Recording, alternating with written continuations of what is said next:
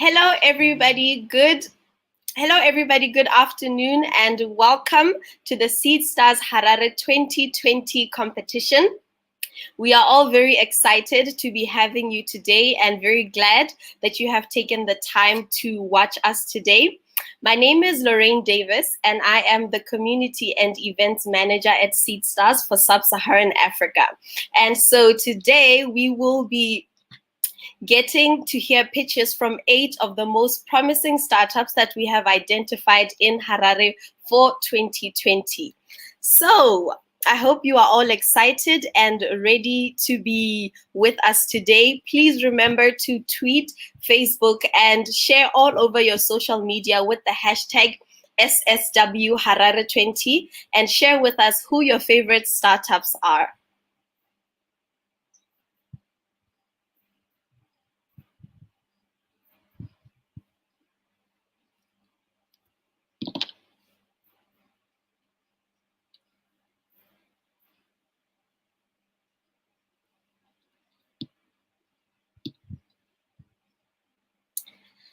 All right, and so this year, of course, as you know, we have been having a bit of a different year, and so therefore, unlike previously when we were having our physical Seedstars World competitions, this year we are having our Seedstars Harare 2020 competition online. So for today's program, today's very exciting and brief agenda, we will be having an intro from our ambassador, and then we will also be hearing from the startups that are joining us today, as well as a keynote by Hope, who is also from our ambassador, which is Impact Hub Harare, followed by the second and last pitching session of today, after which we will now take a moment with all of our jury to do a deliberation, after which we will come back and share with you who the winner of today's Seedstars Harare 2020 competition is. While our jury is doing a deliberation, we will hear a keynote from Eugenia from Seedstars, who is the Seedstars World squad lead. Of course, we would also like to share with you what our mission is and why we are essentially going all out and doing the work that we are doing. Firstly, our main goal and our mission is to impact people's lives in emerging markets through technology and entrepreneurship. That is why we are in Harare today, and that is why we are looking for seed stage tech startups all across emerging markets. Just a bit about the Seedstars network that we would like to share with you, and also like to invite you to join us and be part of our network. We have, over the years since 2012, built an investor network of 3,000 plus investors. So this is great news for all of the startups that we have pitching today and pitching in all of our other competitions. And we also have an active mentor network of 950 plus mentors all across the world that are ready and willing to support all of our startups, and through which we have achieved great mentorship work. We also have physical hubs all across the 5 regions that we are in, and have 12 physical spaces or seed spaces that you can come and join us at. So I invite you to join this amazing network of over 160,000 individuals worldwide that are creating impact across emerging markets. So how exactly are we impacting people's lives in emerging markets? Firstly, we are connecting them, we are also investing, and we are building startups. In terms of how we are connecting all our stakeholders together, we, for one, have connected the startups that you will see here today with individuals or ecosystem supporters, ecosystem players such as Impact Hub. And these are just some of the stakeholders that we have in our network that we are actively connecting. We also are promoting all of the startups that we are engaging with across our network, all the startups that go through all our initiatives. We're promoting them through local and regional media, as well as international media.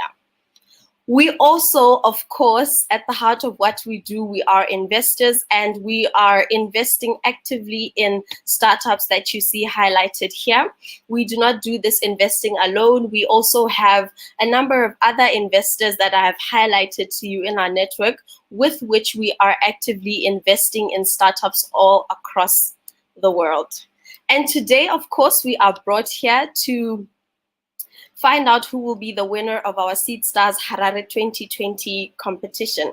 And so for our Seedstars 2020 competition, I would firstly like to say a very, very big thank you to our ambassador, who is Impact Hub Harare. And at this point in time, I would like Tadzoka to just share with you briefly on the work that we have done together as Impact Hub, and also the work that they do as Impact Hub. Thank you, Lorraine. Hi, everybody. Welcome to this year's Seedstars competition. I am so excited because it's been half a decade of Seedstars and us collaborating. It's been such an amazing journey from 5 years ago, talking to the Seedstars team, walking through the journey to find supporters and people who believe in what we're all trying to do together, trying to put Zimbabwean startups on the map, but also bring international community here so that we can create a vibrant ecosystem. It's been absolutely amazing. I mean, I remember the first competition we had when literally we were like cooking in the kitchen and trying to figure out hosting all of this. And so today is very emotional for me to actually see that there's been 5 years of impact with this platform of impact together. So many startups, mentors, advisors, and investors have come together through this platform and competition, gone to Switzerland, gone to African regionals. And,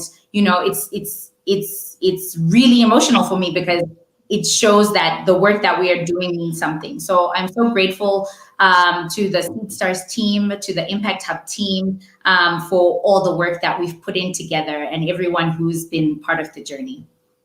So yeah, thank you. Lorraine, I don't know if you so much, Tadzoka. Thank you. Go ahead.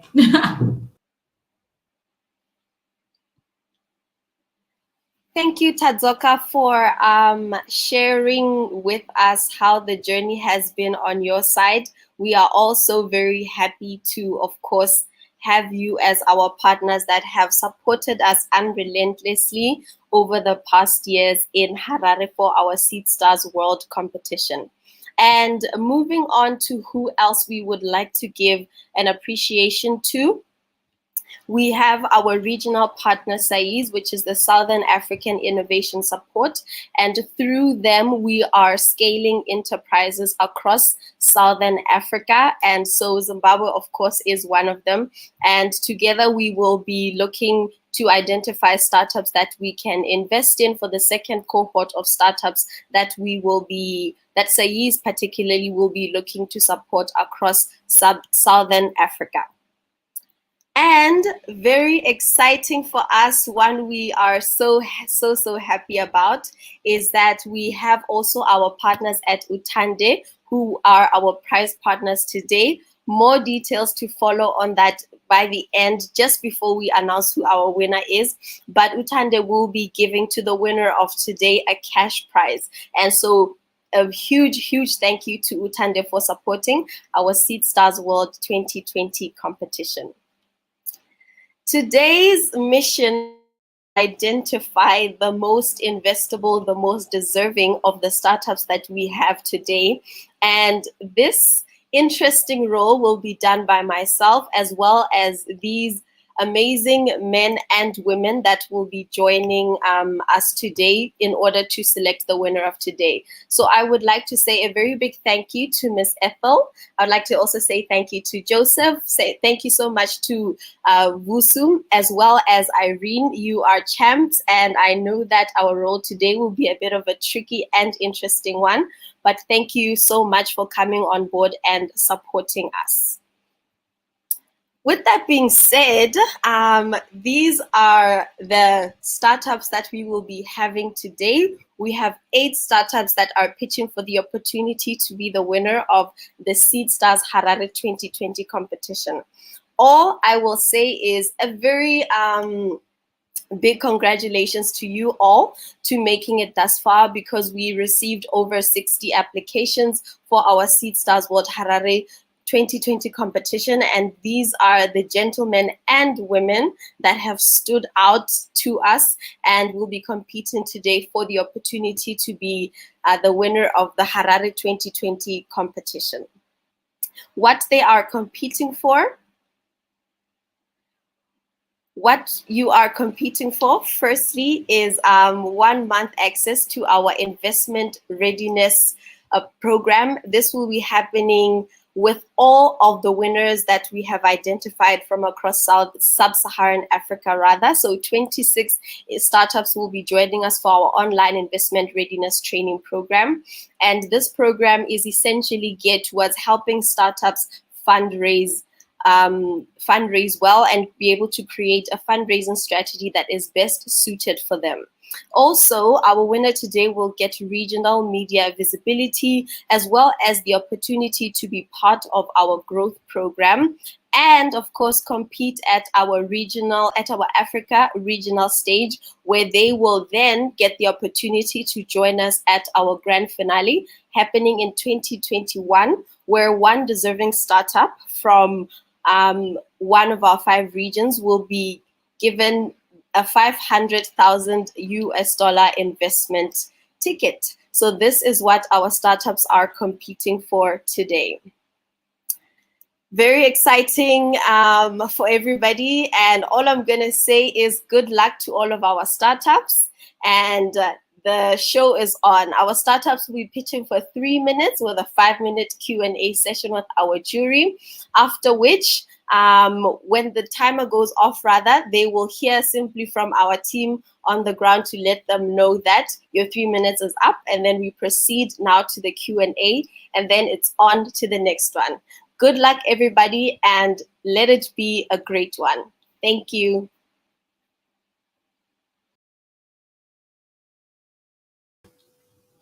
Hi.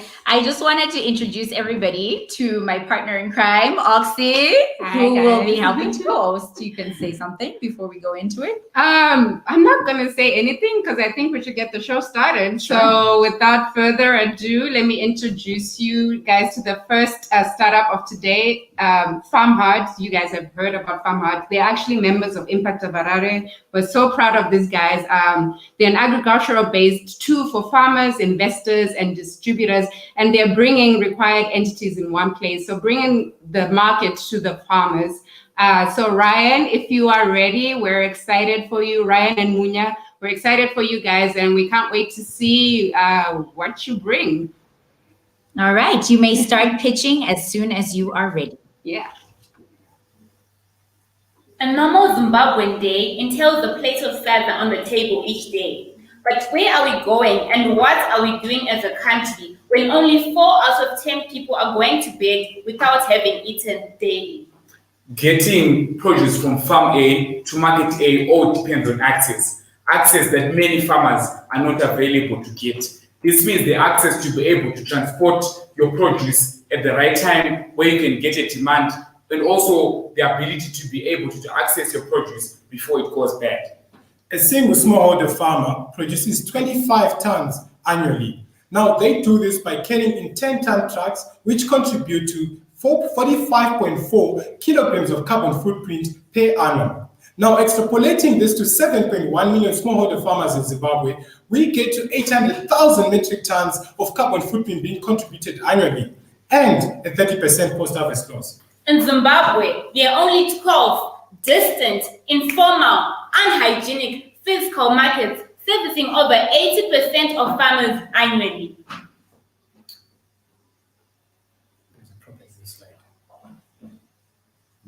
There's a problem with this slide.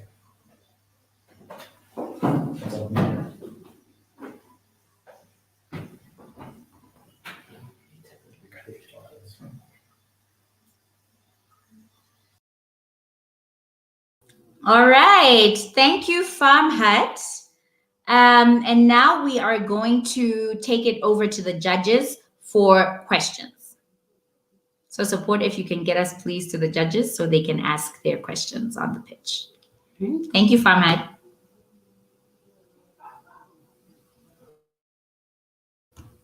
We're sure any minute now. Any minute now, the judges will come up and be able to ask their questions. So Taku, if you can help us out.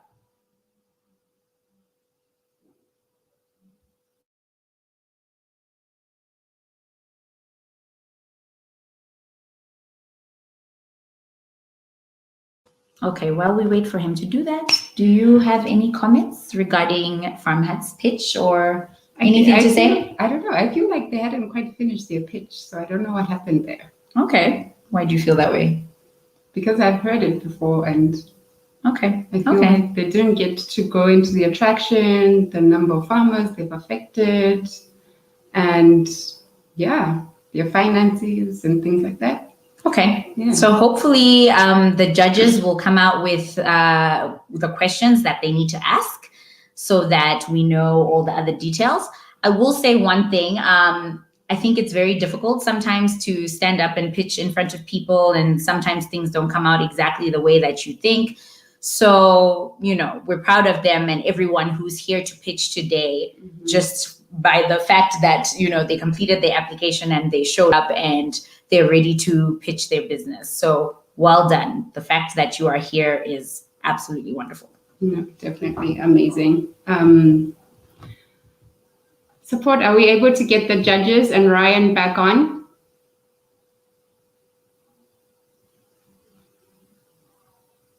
Okay, this might be a little bit awkward, but I'm actually going to stand up and see what's going on. So I will be back.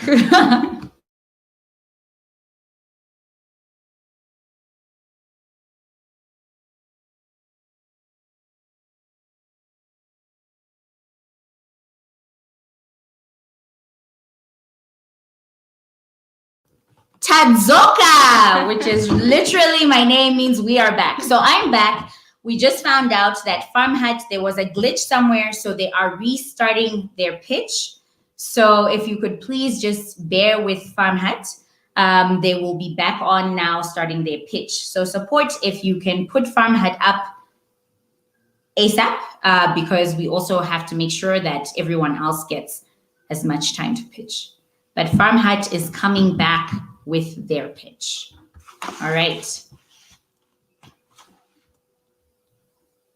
And I'm literally going to give you like less than a minute to get Farm Hut up. Otherwise, we're moving on to the next startup. Maybe we should put some music on. Okay, let's see.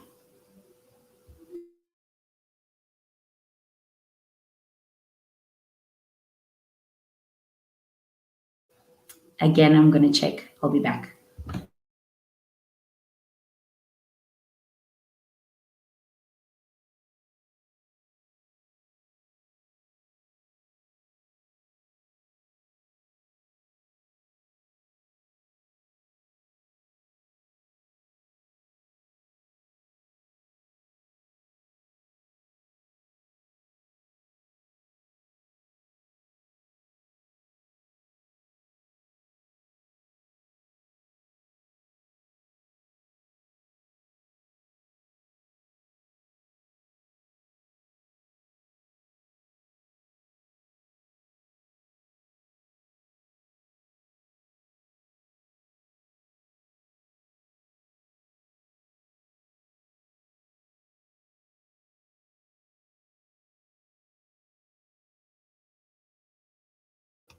Okay, guys, we're really sorry. So what happened is the computer suddenly crashed. This is why Farm Hut didn't pitch with the deck. The computer that we were using had a glitch. So we are swapping out the computer. However, while we do that, we're going to move the schedule around a little bit, and we're going to have Hope Mchanyuka, who is the general manager of Impact Hub Harare, give her keynote. So please bear with us. We're so sorry. Technology failed us, but we're going to keep it moving, okay? All right. So Hope is coming right up.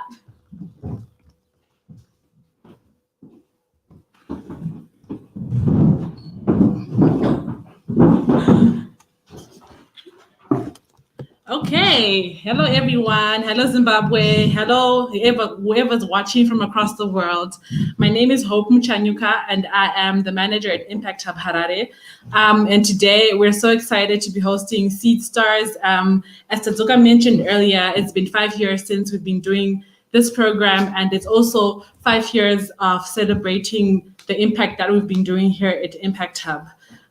So my spiel is not going to be so long, but I just want to talk about our journey as the hub and what we've learned and how we're also a startup, even though we're a support business, but we're also a startup, and we've learned so many things along the way. And I think it's great for us to share for other upcoming entrepreneurs what it is like in the journey. I'll just speak on a few things. I think one of the crazy things that we've learned is to do events on a shoestring budget. Like literally, we can do an event with $50 in our pocket. From there, we've learned that you need to be able to bootstrap and use what you have.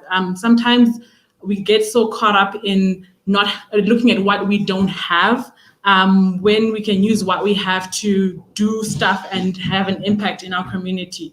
So for people coming up, people who want to get into business, entrepreneurship, that's one of the things that you can do. Look at what you have and work your way from there and move up from there, things start to happen from there. Another thing that is very underestimated, I believe, is passion. You have to have a passion for what it is that you are doing, because the entrepreneurship journey is not easy. It's not an easy thing. And sometimes it can seem glamorous, and a lot of the success stories that we see that are publicized, we only see the end result where it's glitz and glamour. So you need that passion to pull you through the hard times. You need to know why you're doing what you're doing. It's very important to know your why, because that's the thing that will help you keep pushing when things get hard, because the idea or the business that you're in is bigger than you, and you know where you're going. Another thing that we've learned here at the Hub is you need a great team and you need a great support system. By great team, basically, you need to hire the right people, the people who buy into your vision, because especially when you're starting up, you have very limited resources. And so you need to have people who are willing to take it a step further than what you are expecting. And having the great team around you will also help you, like I mentioned before, along with the passion, is they'll be able to push you through the hard times, and they know that better days are coming and why we're doing what we do. In addition to the team, there's also like your general support system, whether it's your friends, your mentors, advisors, whatever it is. You need people who also you can like go to speak to, or just, bounce off ideas on and stuff like that. It helps a lot, and it helps you keep pushing, and it goes a long, long, long, long way. Another thing that we've learned is that you need to be flexible. As a small business, you need to be able to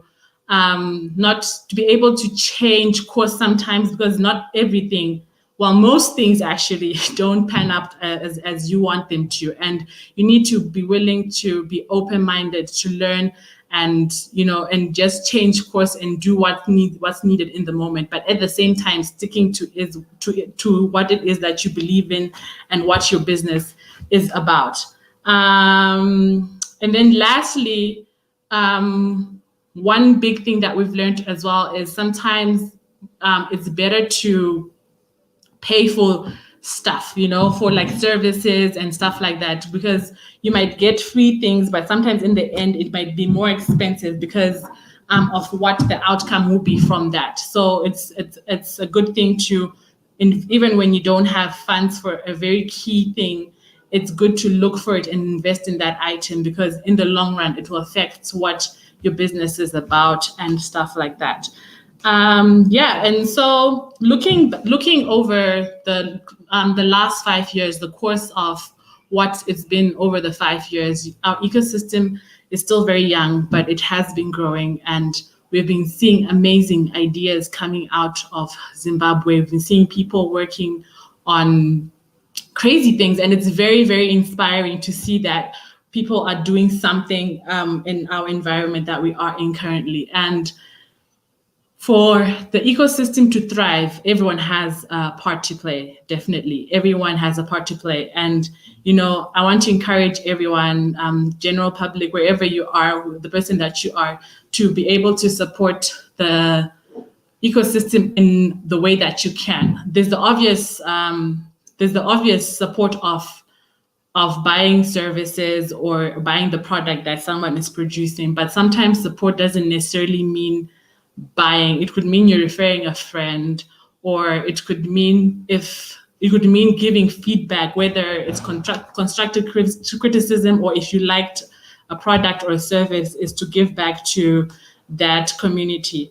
And there's a lot that we can do as the public to help entrepreneurs thrive and the ecosystem to grow in our little ways. And we can see that in the ecosystem, we have lots of organizations that are coming up that are supporting startups and stuff like that. And that's something that is amazing, and we're here for it because of the collective impact that these organizations have, So some people may come to the hub and then they learn A, B, C, D, and they move on to the next part and they learn something. And then from all the organizations that support entrepreneurs, there is some sort of impact that it has on that startup, and they will grow from there and grow into something that's great. So that's my short little spiel about what I think of the ecosystem and entrepreneurship in Zimbabwe. And I'll just leave it with that we just need to keep pushing and do what we can in our capacity,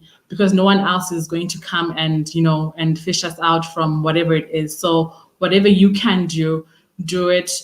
Wherever you can get help, and just push and keep pushing. And I'm sure 10 years from now, when we look back, our ecosystem will be bigger, better, and more successful than ever. So that's it from me, from my end. I can't wait to hear the pitches and see what amazing ideas that we have today from the startups that are here to pitch.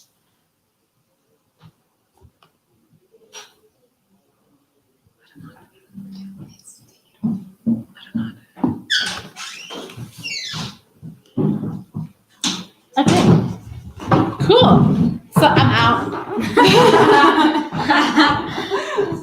Thank you, Hope. That was wonderful. We really appreciate that. And while Hope has been talking to you, we were figuring out what's going on the back end. So Farm Hut is about ready to pitch. And you know how Oxy was saying, I don't know what happened to Farm Hut. It was not Farm Hut's fault. It was actually tech's fault. And not tech as in the tech team, but actual technology. So, so they're about ready to pitch. So Taku, as soon as Farm Hut is ready and the new computer is set up, which should be really in a matter of seconds, please, can we put them on? So we're just waiting, but thank you guys for being supportive and just bearing with us, and also just being there for the startups, Yeah, I see a lot of you guys are like cheering people on in the comments, but yeah, feel free to comment. You heard what Hope said about the ecosystem in Zimbabwe. If you guys think there's something that we should be focusing on that we're not, if you have like links to investors, to mentors, people who can help, because, as Hope said, no one person can do it all. Impact Hub Harare can't do it alone. Otherwise, it wouldn't be an ecosystem. That's why we have people from all over and we have like several hubs, because from each little place you get a little nugget of what it takes to become an entrepreneur, and you keep growing. So that's why we're here. We're here to connect. You know, what is our motto? Inspire, connect, enable. Yeah, so let's get connected to each other. Let's get connected to investors, to mentors, to other entrepreneurs. Let's co-create, let's collaborate, because that's what it's all about. That's how we build the ecosystem. Exactly. Yeah. So Taku, I am really hoping that that we've sorted out everything and that Farm Hut can come on with their pitch, please. Yeah, I'm tired of talking. You're tired of talking. You talk a lot. I'm shocked that you. I'm just kidding. I'm just teasing. I'm teasing.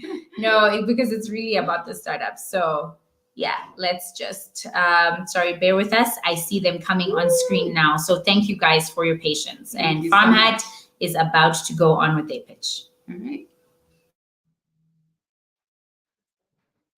A normal Zimbabwean day entails a plate of salad on the table each day. But where are we going and what are we doing as a country when only 4 out of every 10 people go to bed without having eaten anything?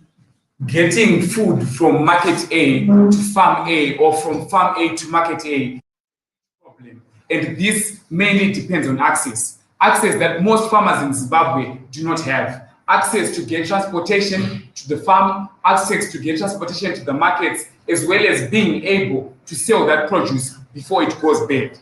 A single farmer in Zimbabwe produces at least 25 tons of produce annually.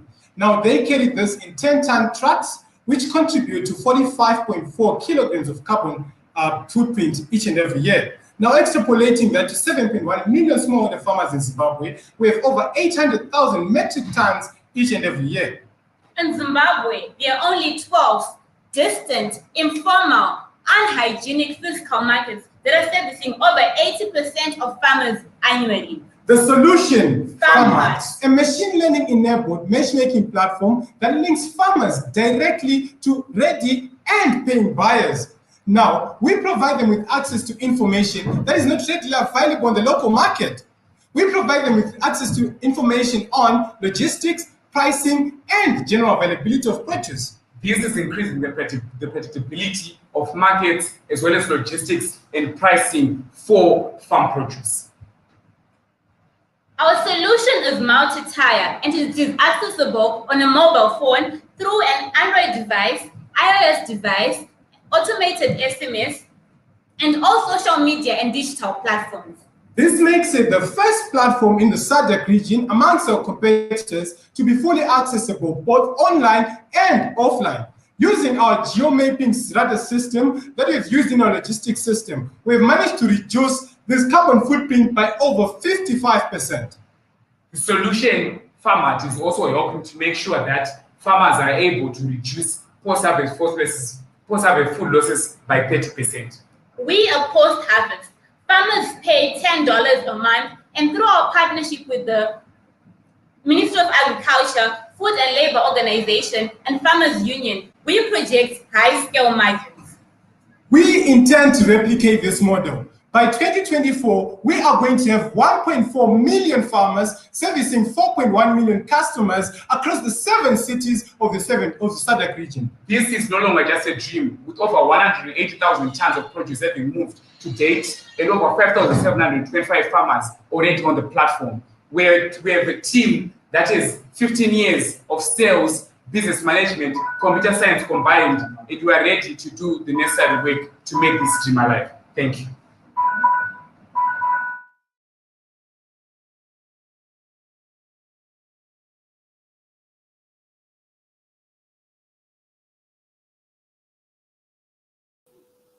Okay, thank you, Farm Hut.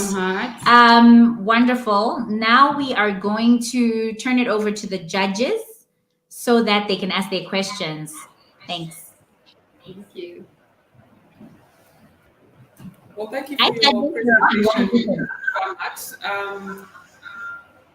You mentioned 1.4 million subscribers by 2024. Can you take us through how you got to that figure? What are your plans, your growth plans up to that point? We have a developed sales team that we are currently working with that is helping us acquire at least 30 leads a week. And they've done that over the past 4 months. And we're confident that as soon as we expand our team to a larger team that is able to reach more farmers, we are able to reach the 1.4 million farmers in 2024. This figure has been calculated by the figure that we have right now, which is 5,725 farmers that we have been able to reach over the past 3 months. Right. You know what? I love the big numbers. So you're saying 5,025 farmers that you have. Give me a use case scenario where you just change the life of farmers. Give me an example. So I'll give you the example of last week, right? There was a farmer with lettuce. We haven't done lettuce before, so it was the first time. She gives us a call, and taking on that call, she tells us she has lettuce heads that she's harvested already, 500 of them, right? This is used money that was supposed to be the house. This is the production that she's put to, right? So with the lettuce, means all the savings and investments. Now, the only thing that we had to do was take that to SPAR. SPAR pays in 2 weeks. SPAR pays a bit lower than she wanted. But then we also had a risk advisor who put us through to a microfinance, who gave her money immediately that she wanted to use. Then we took time to solve the lettuce, which we managed to do in 2 days. Okay, great. Give me this. Where was this from? The farm was coming from Karoi. Karoi, where is SPAR is in here, Valentine. So it came from Korea all the way to Harare. She was already with that in Harare.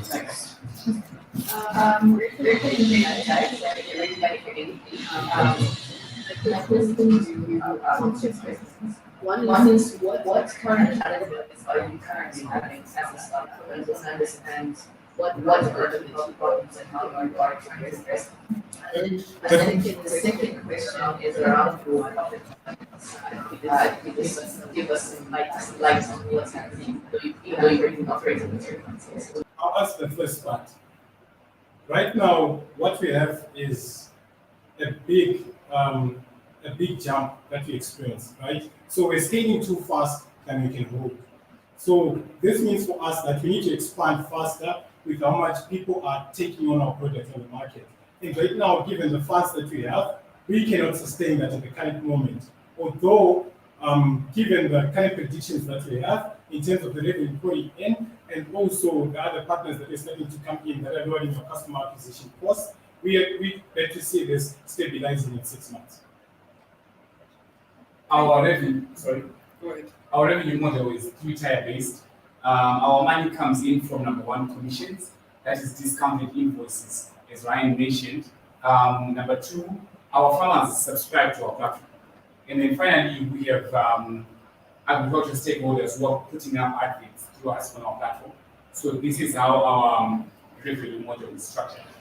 Currently, we are running on a loss, mainly because our costs of development, that is the product, I think we had in the pitch, there's stuff about automated SMS chatbot and all that development is taking up a lot of our money. So we're still running on a loss, but we are confident that as soon as we have enough farmers, that will allow us to break even, we will start making.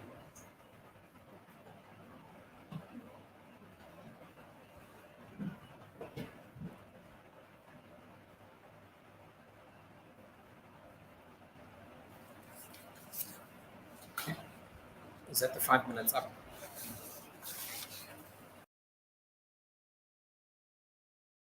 Okay, welcome back. Okay, so without further ado, we're going to go on to the next startup. Our next startup is Tuvrl. Tuvrl seeks to make public transport cheaper and more accessible to millions of commuters across Africa.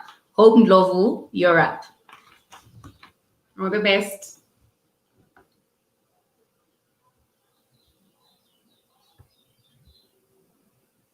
Taku, if you can please give us Tuvrl.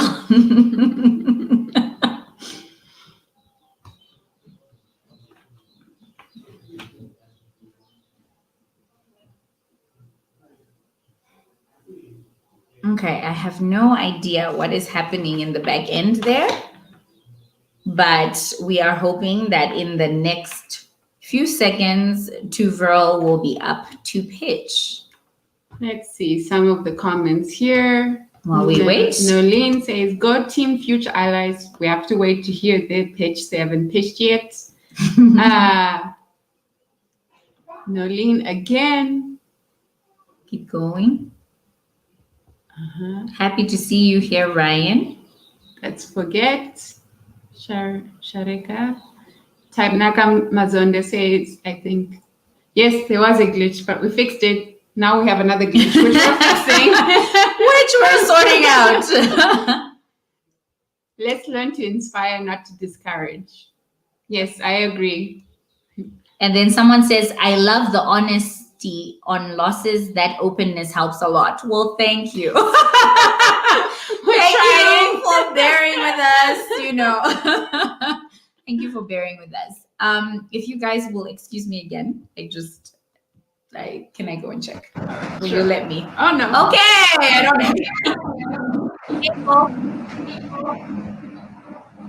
Hold on. Okay, you can pitch whenever you are ready. Yeah.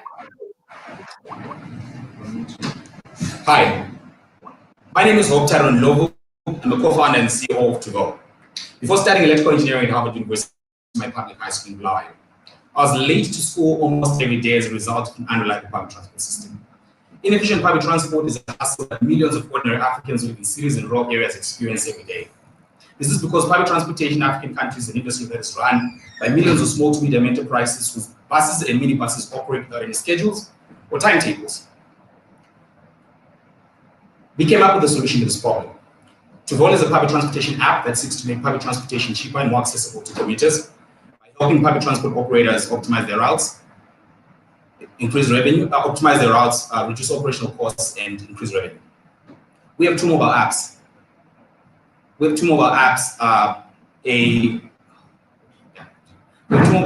commuter app and an operator app. So with the commuter app, commuters essentially can book an intercity carpool trip, they can book an intercity trip, and they can hail a taxi. The operator app empowers drivers and operators with tools to live broadcast their vehicles and manage their fleet. We have a B2B business model, and we charge public transport operators for intercity tickets trips that we sell. So we basically charge a commission from 5% to 10%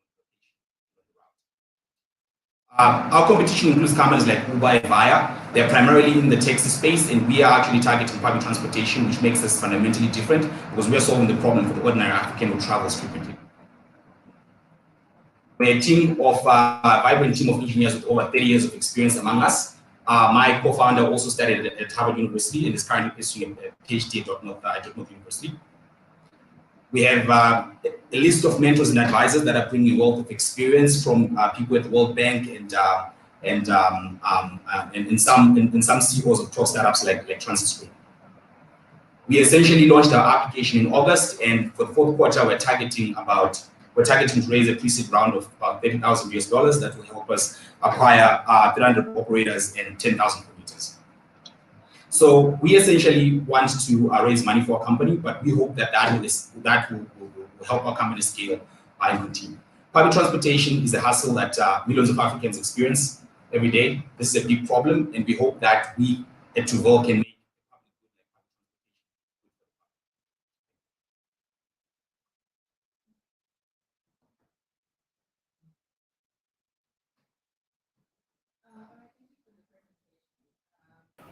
I have a couple of questions. One around app usage. I noticed that your personal sentiments, but generally, what happens is the business. So here's what you bring to I take. The second one is an calculation of the proposal and ease of administering transports and buses. Okay, all right. So I think I'll probably push back at one thing you said. Uptake in African countries is actually on the rise for the last 10, 20 years. WhatsApp, Facebook are examples of that. The only difference is that people are a bit skeptical about data usage. So for example, the WhatsApp bundles and Facebook bundles are cheaper for people. That's why they can access those. But there are no bundles for other things like Via, Tuvel, for example, for us and other things like that. So, the price of data has been going down at least for the last 5 years, and we hope that as time goes on, the price of data is going to go down, and people are just going to generally generally use apps like Tuvel and other sort of services. So when it comes down to our relationship with city councils, that we actually don't technically need to have a partnership with any particular city council. What we actually need are partnerships with public transport unions. So in Bulawayo, for example, there are about 4 public transportation unions that include Buta, Blast Transit, Choba Maiwa, and they're all essentially the fleet of close to 15,000 buses and minibuses. So those are the people that we're actually trying to work with right now. Local authorities, of course, yes, they are key stakeholders, but they're not gatekeepers per se. Can you walk us through your team and talk about the technical skills of your team? Yeah. Can we hear a bit more about the business side of things? Who do you have? What sort of skills do you have on board? Okay, so basically, there are two technical co-founders. It's me and my co-founder, Washabana Mabeta. We both went Harvard University. We studied electronics and computer science, so very technically competent. We have been working in tech, each of us at least for the last 5 to 6 years. We have a team called, essentially have an investor called Railroad, and they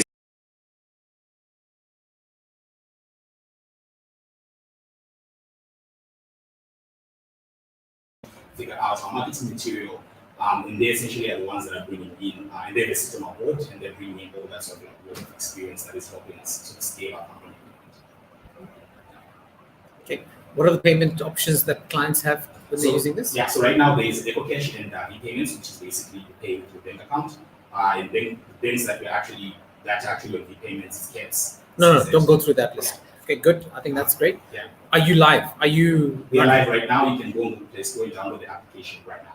Okay. Yeah. So if I want to catch a combi, whatever, I have the option to pay EcoCash. Yes. And V-payments. And V-payments, yeah. Okay. So I'll give you another example. Our team is based in Bulawayo. When I came to Harare, I actually purchased a ticket to go. Came here. When I'm going back next Wednesday, I'm going to do it. So when you say purchase a ticket, how do you show that to the operator? It is a QR code, and you essentially take the phone to the operator and they scan it, and then they get the money. Okay. And how many operators and commuters do you have registered at the moment? So at the moment, we have about 6,000 commuters, and we're working with 10 operators, and we have about 200 drivers. So what essentially is going on is that we have intercity carpooling service option, and then the intercity option. Intercity carpooling is if you're going to Bulawayo tomorrow, you create a trip on Tuvel. Commuters like me can essentially search for that trip, purchase the ticket, and go to Bulawayo. Or we can purchase tickets from companies like Celine, Eagliner, and Tinta. Okay, got it. Thank you. Thanks.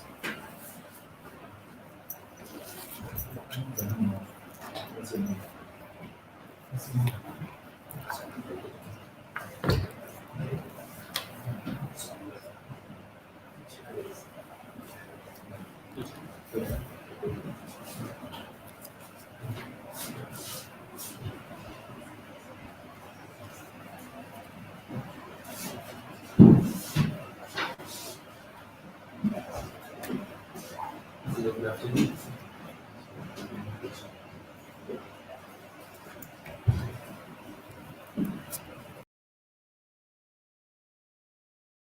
Hi guys, And we're back. Thank you to Val. That was a really great pitch. So our next startup is Future Allies, or Savannah Livestock Systems, and they're a market development and they use a market development and coordination approach which enhances livestock value chain integration through tech. And Jikomborero Gojo is going to be doing that presentation. I'm really curious to understand how they integrate tech in livestock and improve the value chain. That's really huge. And ag tech is a really interesting space these days. So yeah, I'm curious to hear as well. I've enjoyed so far all the startups that have pitched, Farmhat and Tuvel. I think it's interesting how people are using technology for practical solutions locally. So yeah, this is one of the things I love about Seedstars and just the technology space. It can scale impact in a way that you were just doing it. So yeah, we are here from Future. Shikomborero, your name. Shikomborero, that's actually my second name, so love it. But yeah, go ahead and start your pitch as soon as you are ready.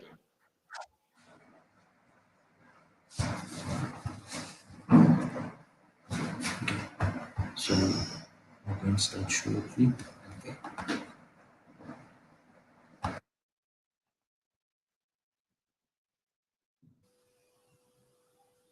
Go ahead, Shikomborero.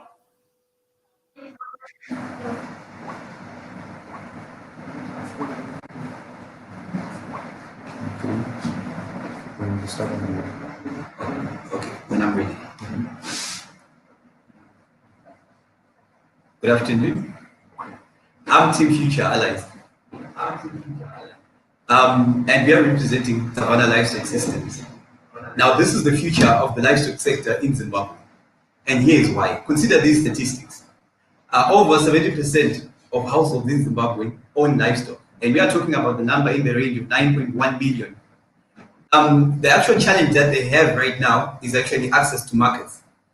They don't know where to take it to. They don't know where to sell to or to buy to. They don't know what products they can acquire and where. We are talking about the smallholder livestock farmer here. By this, I mean someone who has livestock less than 10 cows or a small number head. But this, they normally use as a safety net and often like to liquidate so that they can use for hunger and poverty alleviation. So one thing that they suffer is there is no organized market yet, and this is where Future Allies is coming in. Now we are coming in to create Savannah Livestock Systems, a marketplace, a virtual marketplace first, which is going to link the consumer with the producer and the investor. So there are three target people that we are looking at, but then we come in different stages, from stage 1 up to stage 3. And then so for the first phase, we are mainly targeting the producer. This is the smallholder farmer who is really affected by the poor information and the connectivity within the sector. So we are offering convenience, a place where they can sell with ease, a place where they know they can consumers can buy with ease, a price stabilization mechanism where there is price standards and there is also quality control within the sector. Now these are the market challenges that Zimbabwean farmers are meeting as well as consumers. Now this is part of $1 billion sector once, and now as Future Allies, we are linking up tech and systems mapping to bring out a solid platform which has the capacity to share in such a promising industry. Now, one of our strongest points is that we are going to have an app, and this is how we are going to make money out of it through subscriptions and downloads annually. And then the other way that we are going to make money is through advertising through our platforms from producers and sellers of livestock feed and other vet distribution channels. We actually have an online shop as well. And this is all coming up in phases. And we actually wish to create one day a virtual livestock bank and then ultimately use cryptocurrency to run our livestock operations as well as to leverage our sector through cryptocurrency. So this is our model, especially now at phase 1. We are at ideation stage where we are still completing our model, and the application is coming up soon, and we are waiting for launch and product testing, which is what phase 1 is going to be about. So, your name? Zikomborero. I'm a farmer. I'm based in Fig Tree. I want to sell my cow. Okay. Right? How the person buying know that the cow I'm offering for sale is the one we're doing? Okay, we are coming here as the buyer and seller. So the farmer has an option to either sell it themselves, and then we take a commission through when they download the application, and they can actually use it as a classified section to sell. Or they can actually tell us, we go and buy at a standard price. So we are creating a standard platform for valuating cattle.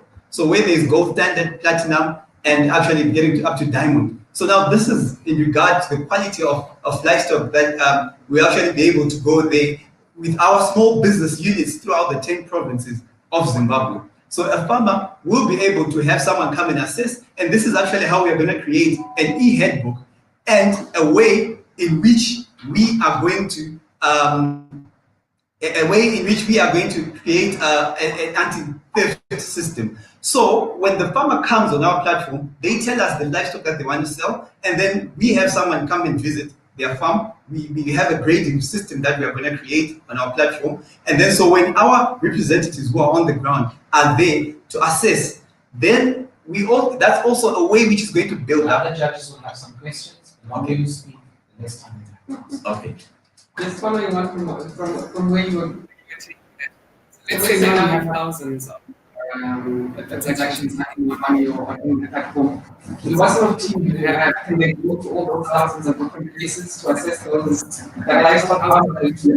So first of all, scaling, or when you have a lot of people. So your current team, what does your current team look like? Okay, we have a technical person who knows how to, who is a specialist, and this person is in the field already. He's got a company which is called Techno Agri, Precision Agriculture Research Company, Techno Agri Club, and it's also up on the website. So he'll be coming with the technical team, and then we are also going to be having people that will be answering questions through our chatbot via our application. So this is going to make it easier for information to filter to the farmers deep in the remote parts of our country. Thank you. My question is, it's not clear to pinpoint exactly. It might seem like luxury for some farmers. So what's the pain point exactly for farmers? What will pull me towards the app and using it? Okay, this is a need already, because there is a woman who's right in the remote areas, and this is a picture I'm painting. They are trying to sell their animal, and then they don't know, and this is what's there on the market right now. They don't know where to take their animals. It's a challenge getting there. They are paying $50 to transport one cattle, and they are also paying about $10 to transport just a small stock, which either be goat or sheep. And this might be a steep price for someone who's in the remote areas. So we are coming in here with a cheaper mechanism that through our transportation system, we are going to be able to harness the economies of scale. When we consolidate the numbers, we have one truck which is going to be picking up livestock and selling, and we actually will be able to give out money and payments at the appropriate time. So it's about access to markets mainly. That's about access to markets. That's the challenge that we are addressing. So what are your immediate next steps? So right now you're talking about your navigation, and what's that next thing you want to do if you get it? We want to complete the project. So when it's complete, it's going to be addressing the different kinds of people that are out there, because we do expect that there are people with technical know-how, but also it has to be something which is user-friendly for now, and something that is going to be able to launch onto the market so that we have a lot of traction to people. So one of the catch areas that we are going to be delivering is information, which is what the market doesn't have right now. They need to know where they can get either livestock for meat or for breeding purposes. And this is the challenge, and a serious challenge in our market. Thank you. Thank you very much.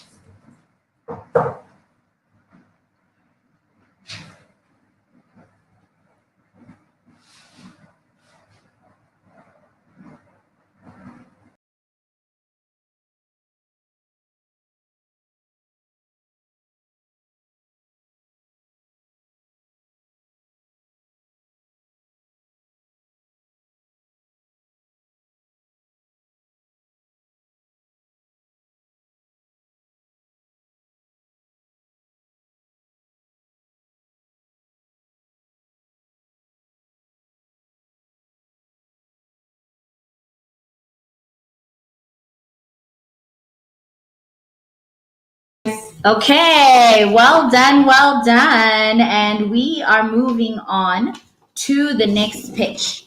So the next pitch is iTherm's technology, manufacturing eco-friendly, mobile, solar-powered toilets that recycle human waste, including fibers.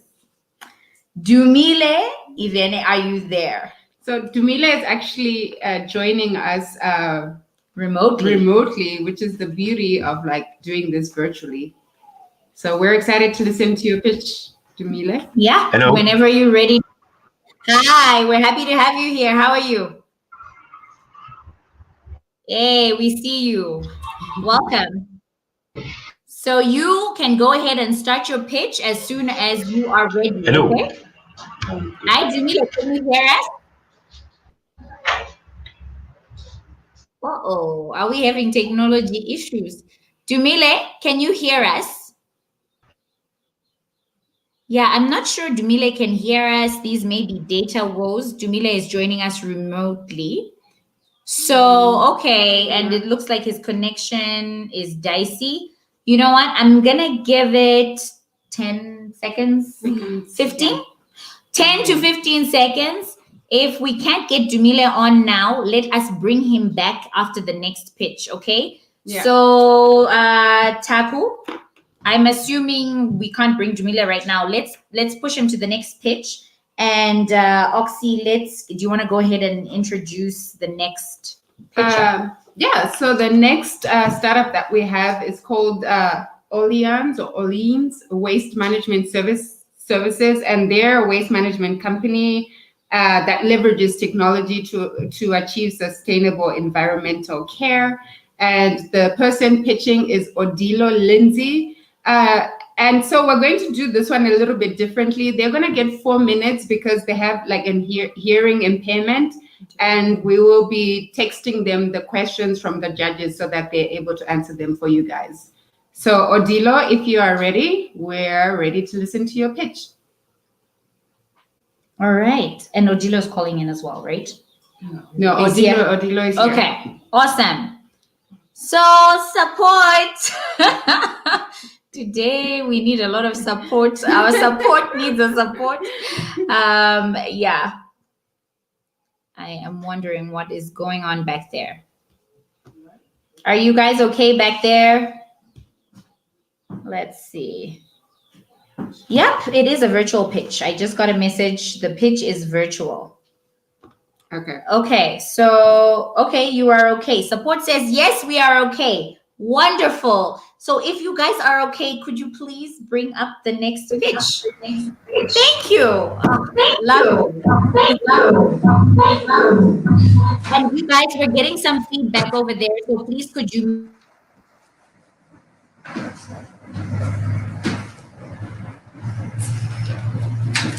English channel.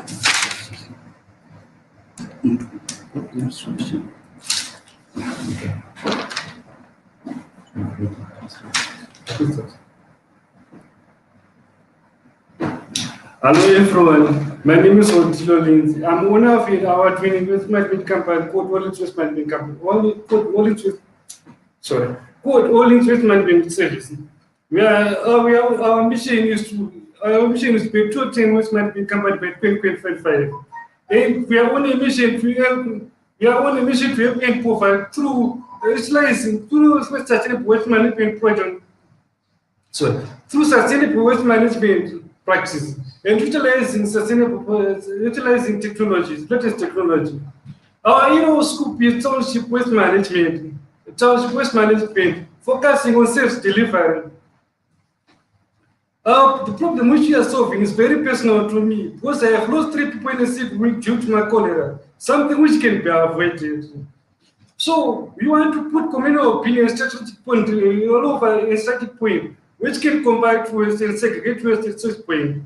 These pins come with a solar power monitor sensor, which have monitoring capability, root optimization, and it also combines waste and segregate source point.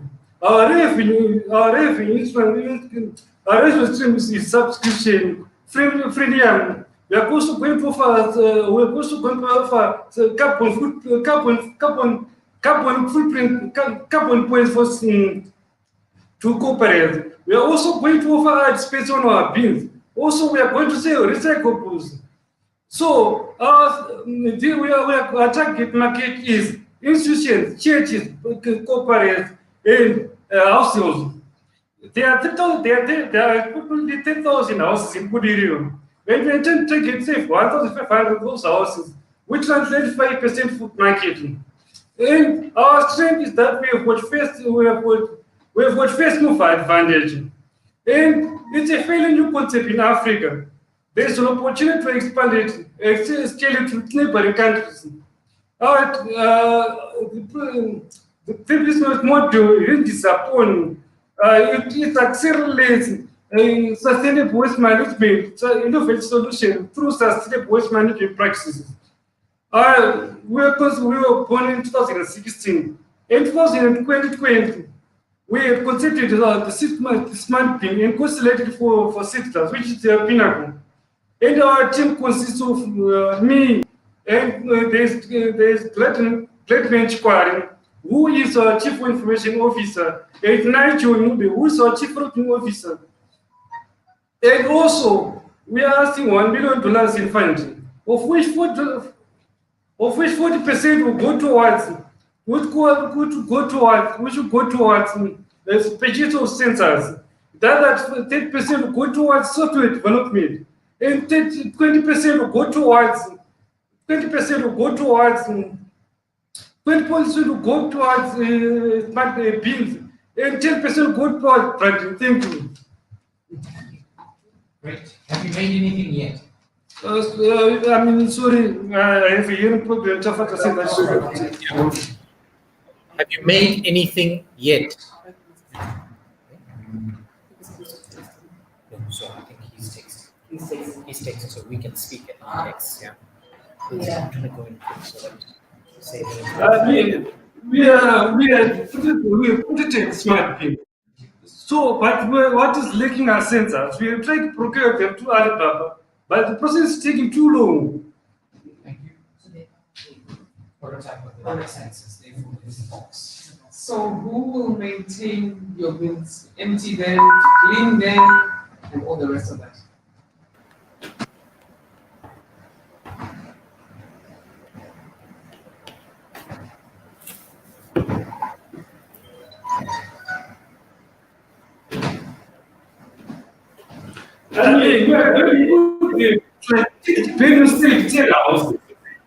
So, of course, it's very expensive to put it out the house, so each house paying 16 hours.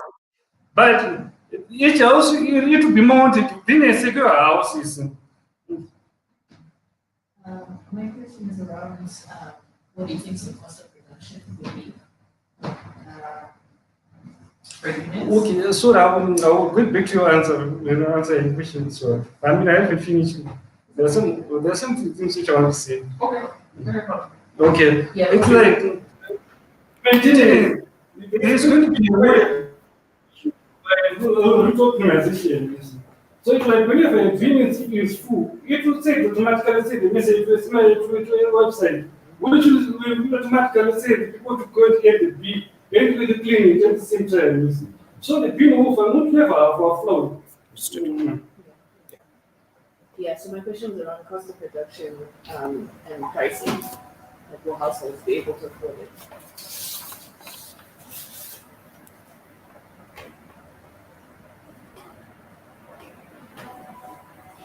Pricing. There are different kinds of prices we are going to do. First, the page house, we pay $3 per month for using the bin. If you come with a prepaid card, when someone go and tap on the bin, that's where they can use it. And also for ad space, they are going to offer $100 per each company that based on a bin per month. And also our carbon footprint, we are going to offer $1,000. There is a lot of complications which are involved with research. So each company will pay $1,000 for us to keep the carbon points. Sorry, so that there are tax incentives which companies are offering. Which could coming out on this producing companies. So while this carbon footprint will give them tax deductibles. And also, our recyclables, they are going to be sold at competitive prices. What's like PKG currently, it turns to plastics, it turns into PKG. For paint, that paint bottles, cans, it's $20, 20 cents per kg. Paper comes with 50 cents per kg. So we are going to sell those recyclables, which means more revenue. Okay, thank you. Thank you. Well done. Well, thank you so much.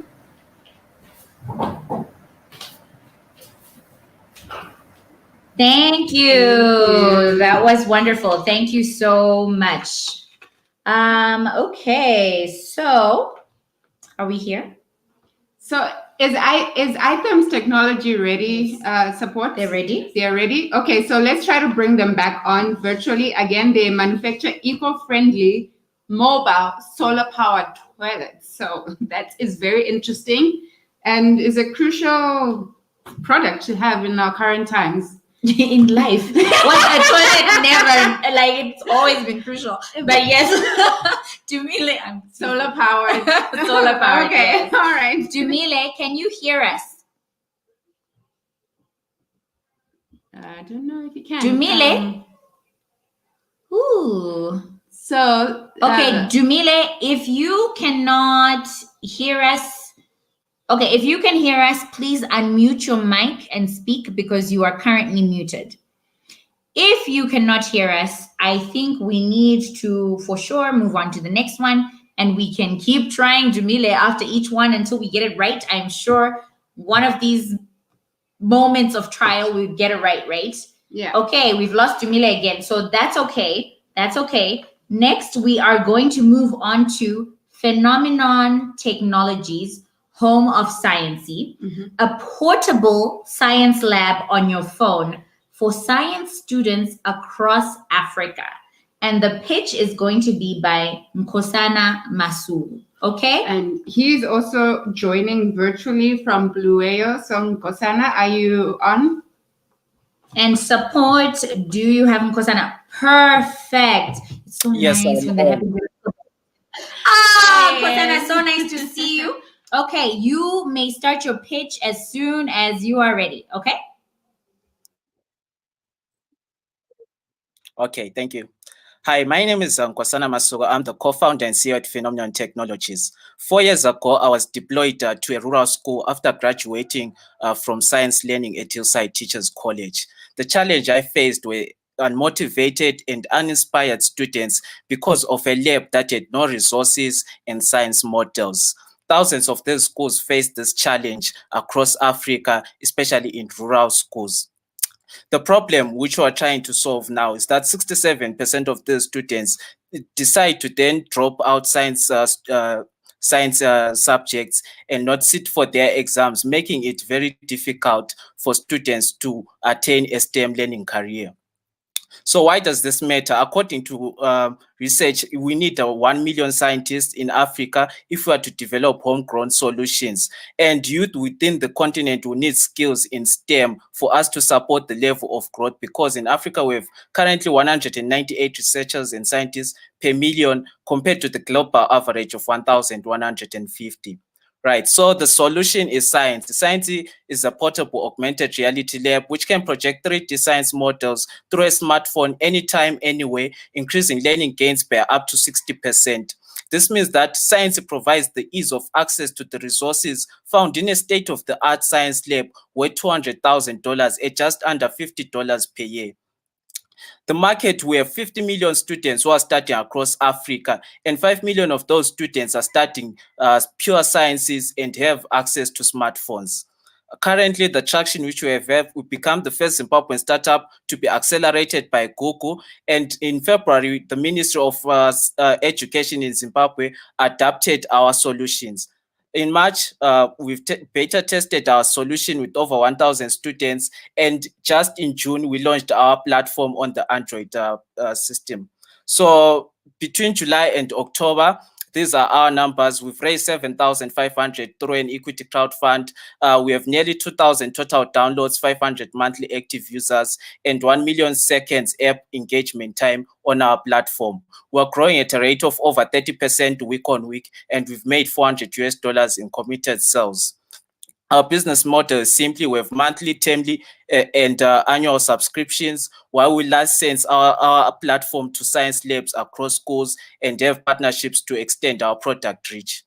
Our go-to-market strategies through our app adoption with the Ministry of Education. This will enable us to actually reach 2,000 secondary schools and 1 million students in 2021.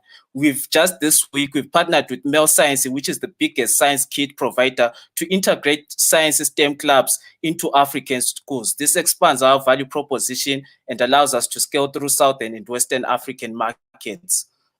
We have competitors like Ruzibo and Amigo Portal. However, our best differentiator is providing true applied learning experience and not not an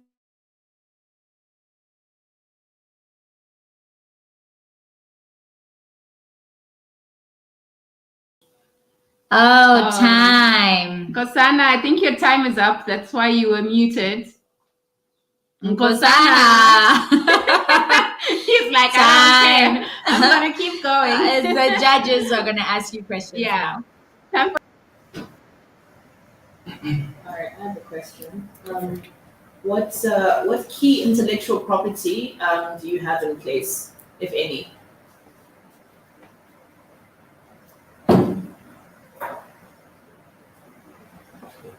It's one investment, which is things you need to be loud while you're looking at your cabinets. Okay, all right. What key intellectual property do you have in place? Can you hear me? It's waiting. No. Maybe you can unmute yourself a little bit. All right. I don't know, Kusana, how are you?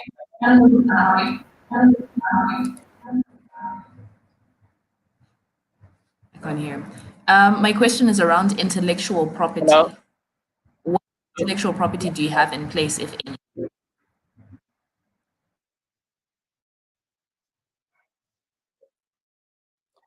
Good, thanks. How are you? Okay.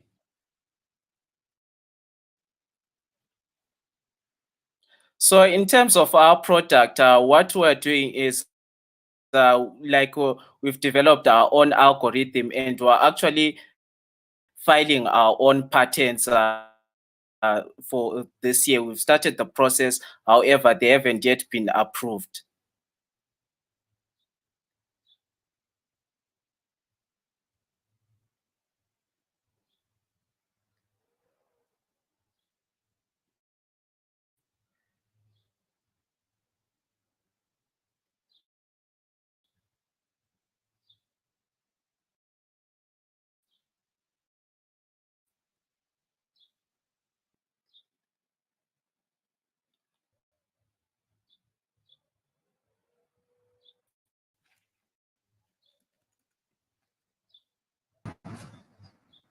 I think now, yeah. I think we lost him. I think we've lost him though. Okay, Kosana, can you hear me?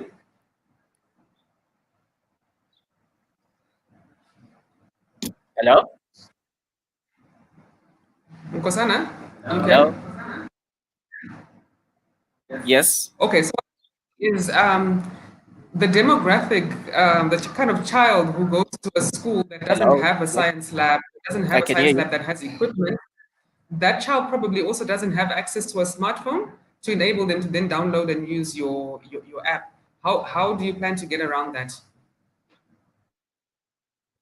Okay, so looking at the demographics, as I highlighted, currently the students, we have about 5 million students who do have access to a smartphone, whether through their parent, through their uncles, or through their nephews. So through that experience, students are able to then use the application, because once it's downloaded, all the models are able to be offline, and they can project them whether they are at their rural area, at home, wherever they are.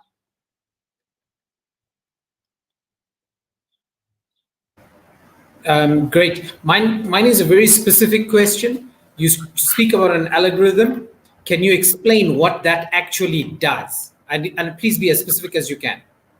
Okay, so what it does is the way we do it, we create 3D models of all the science equipment which you would find. So you find that most of the equipment in a science lab you would have like a static heart, like a 3D heart model. However, for us, we can make that actually animated. So what it does is the technology allows all the models to be aggregated such that they are exported, like presented in the environment where students can then view them through that smartphone. So the algorithm specifically aggregates all the models and aligns each model with the curriculum, because what is most important is curriculum alignment when it comes, so that they have an effective learning process.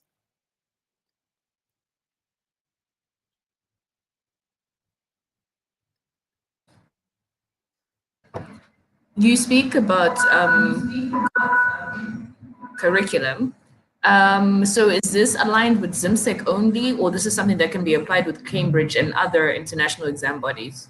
Currently, actually, the application is aligned with the Cambridge curriculum, and we're finalizing the ZIMSEC integration.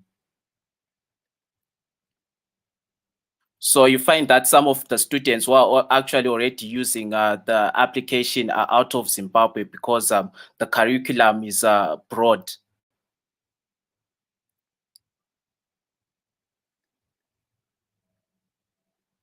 Nkosana, thank you. Thank you very much. Okay, we're moving along with the blows and the punches.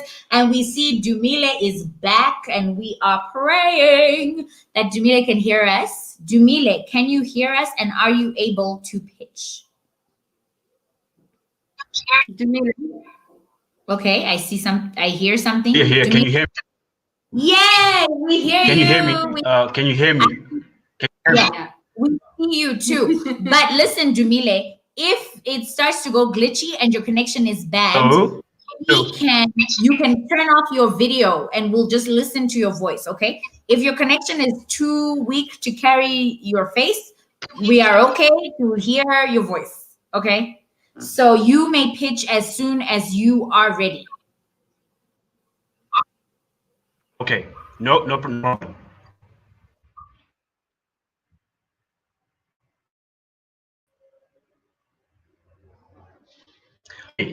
Ladies and gentlemen, welcome. I present to you Items Technology.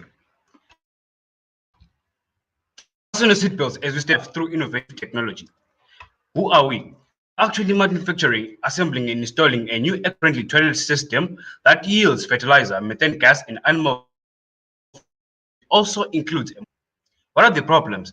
From flush toilets, there are high water bills from high capacity toilet tanks ranging from 6 liters to 5 liters, and they high inconveniences, especially toxic agriculture.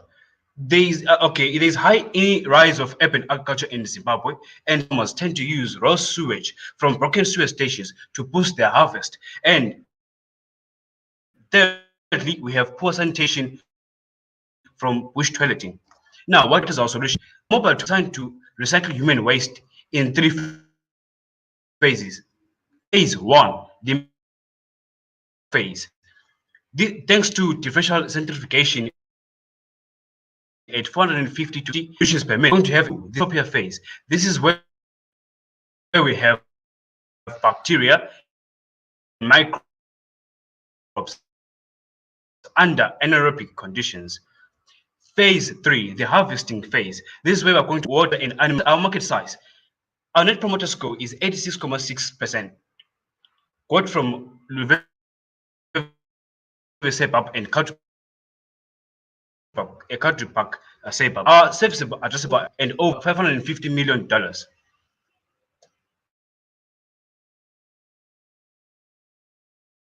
Our competitors include mobile toilet, Chinese B2B toilet companies in Harare. Our plan is actually to manufacture toilets that use a maximum of 1 liter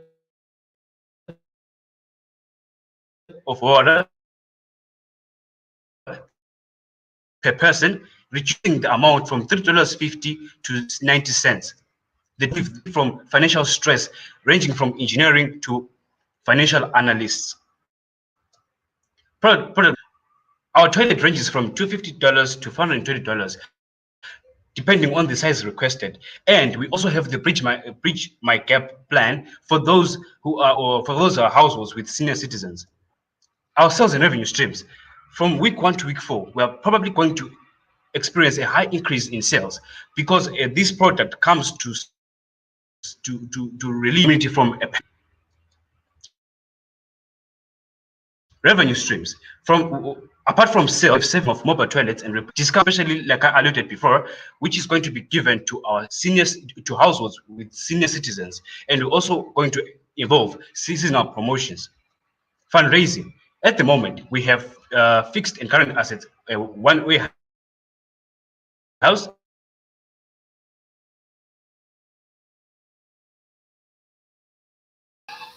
Hi. Dumile, you're out of time. And I don't know about everyone else, but the pitch was really difficult to hear. So I am just hoping that the judges got enough from the PowerPoint, and they have the PowerPoints, and the judges didn't hear anything. Okay, so Dumile, do you know what? I'm thinking we might call you offline. We'll do like a regular phone call or something so that, we can hear what you're saying. We're so sorry about the technology glitch, but we appreciate you, calling in and doing your pitch. So if the judges didn't hear anything, I don't think the question and answer session makes sense currently, but we will figure this out, and I think we can call you. Yeah? We'll call you after everybody has pitched. Hi, Dumile. We'll call you after when the keynote is happening. We will call you with the judges so that they can hear your pitch, okay? Yeah. Oh, okay, because no problem. I'm here. Yeah, so we'll call you as one of the Seedstars team is delivering her message, okay? So you can do your pitch offline. Okay. All right. Thank you very much. No problem. I'm here. It can be a nuisance. Okay, so we are going to move on. Would you like to introduce the next pitch? Sure. So the next pitch is from Tauya. I'll just say Tauya because I'll probably say your last name incorrectly. And Taura Manzi. Okay, what she said. He is representing Shumba Money, and he says many Africans face challenges when sending or receiving money, and at Shumba Money, they carry your burden so that you can carry your money home. That's cute. Excellent. We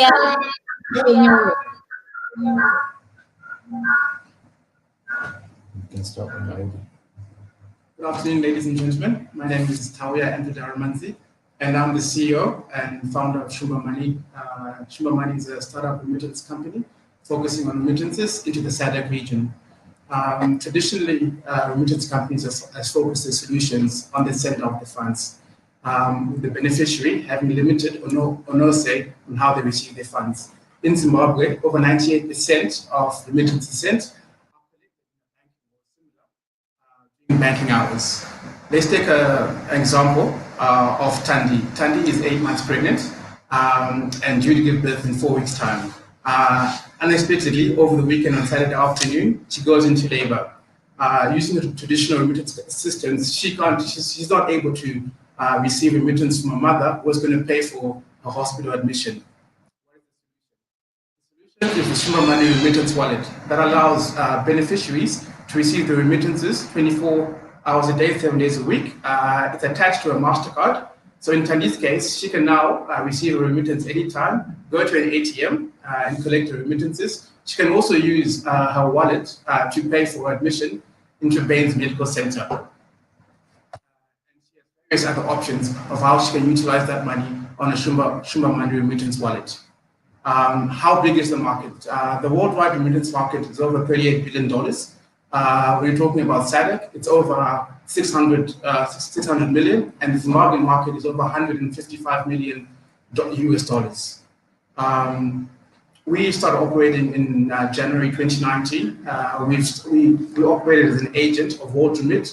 We've paid out over $300,000 in remittances. We are licensed in 4 countries, including Canada, Australia, Zimbabwe, and Botswana. And our remittance platform that we've been developing since January is 95% complete. We go into beta phase on the 1st of November 2020. What is our business model? Our business model is basically, as a remittance company, we make a gross profit margin of 2% on every dollar sent on our platform. Our major costs include software development, compliance, marketing, and salaries and wages. We have an average customer acquisition cost of between $10 to $15, and every customer has a lifetime value of $600. We have a team of 17 people based at our headquarters in Newlands.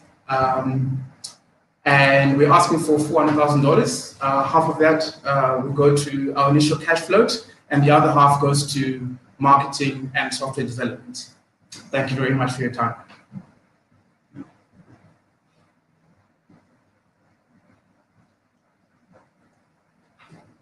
Thank you very much. Thank you. My first question is about talking about receiving funds, and you said something about an ATM. Can you explain exactly how that happens? So you have a card.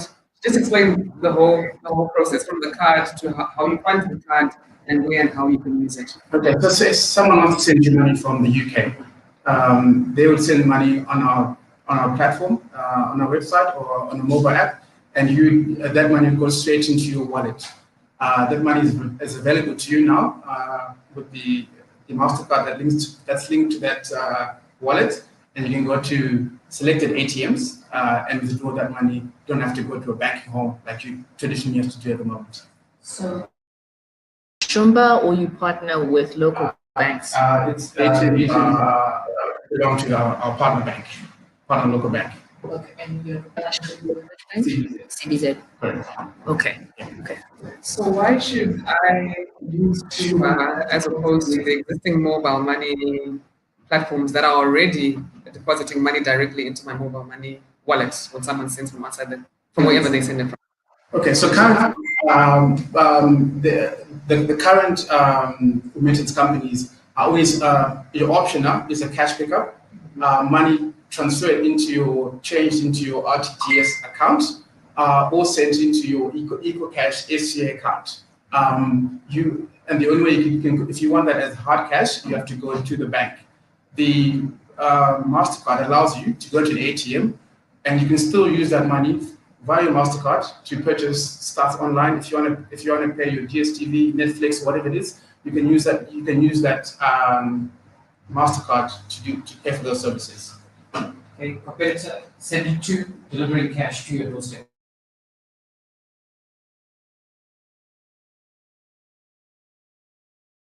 Similar service of delivering cash, but they currently don't have a card or MasterCard that's linked to their service. That's how we're different to them. Yes. So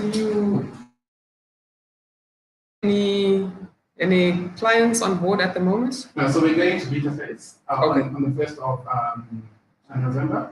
So we're currently operating as an agent of World Remit. So we currently pay out money, I think about $60,000 a month that we can be doing, but as an agent of World Remit. Yeah, who will soon become a competitor. Okay, and it's the same situation with beta in Botswana, Canada? No, so we're starting beta in Zimbabwe. Okay. And we hope to go live in the other countries probably first or second quarter next year. Thank you very much. Thanks. Okay, thank you, judges, and thank you, Shumbamani. Next up, we've got FE Fuels, an innovative technology and energy company that aims to promote efficiency, effectiveness through technology in the energy sector. And pitching that is Munashe Musarurwa. And he's our last pitch for today, guys. So, yeah, just stay with us and let's see who the judges will choose. Yeah. So Munashe, is Munashe ready to pitch? We are hoping so. Yes, I see him up on the screen. Hey, Munashe, great to see you. And you may begin your pitch as soon as you are ready.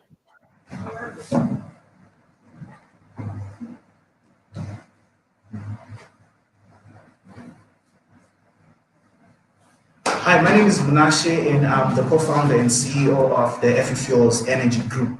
Now, over the past 2-3 years, Zimbabwe has faced one of its worst fuel crises in more than a decade, and this has hindered economic growth, productivity, as well as service delivery.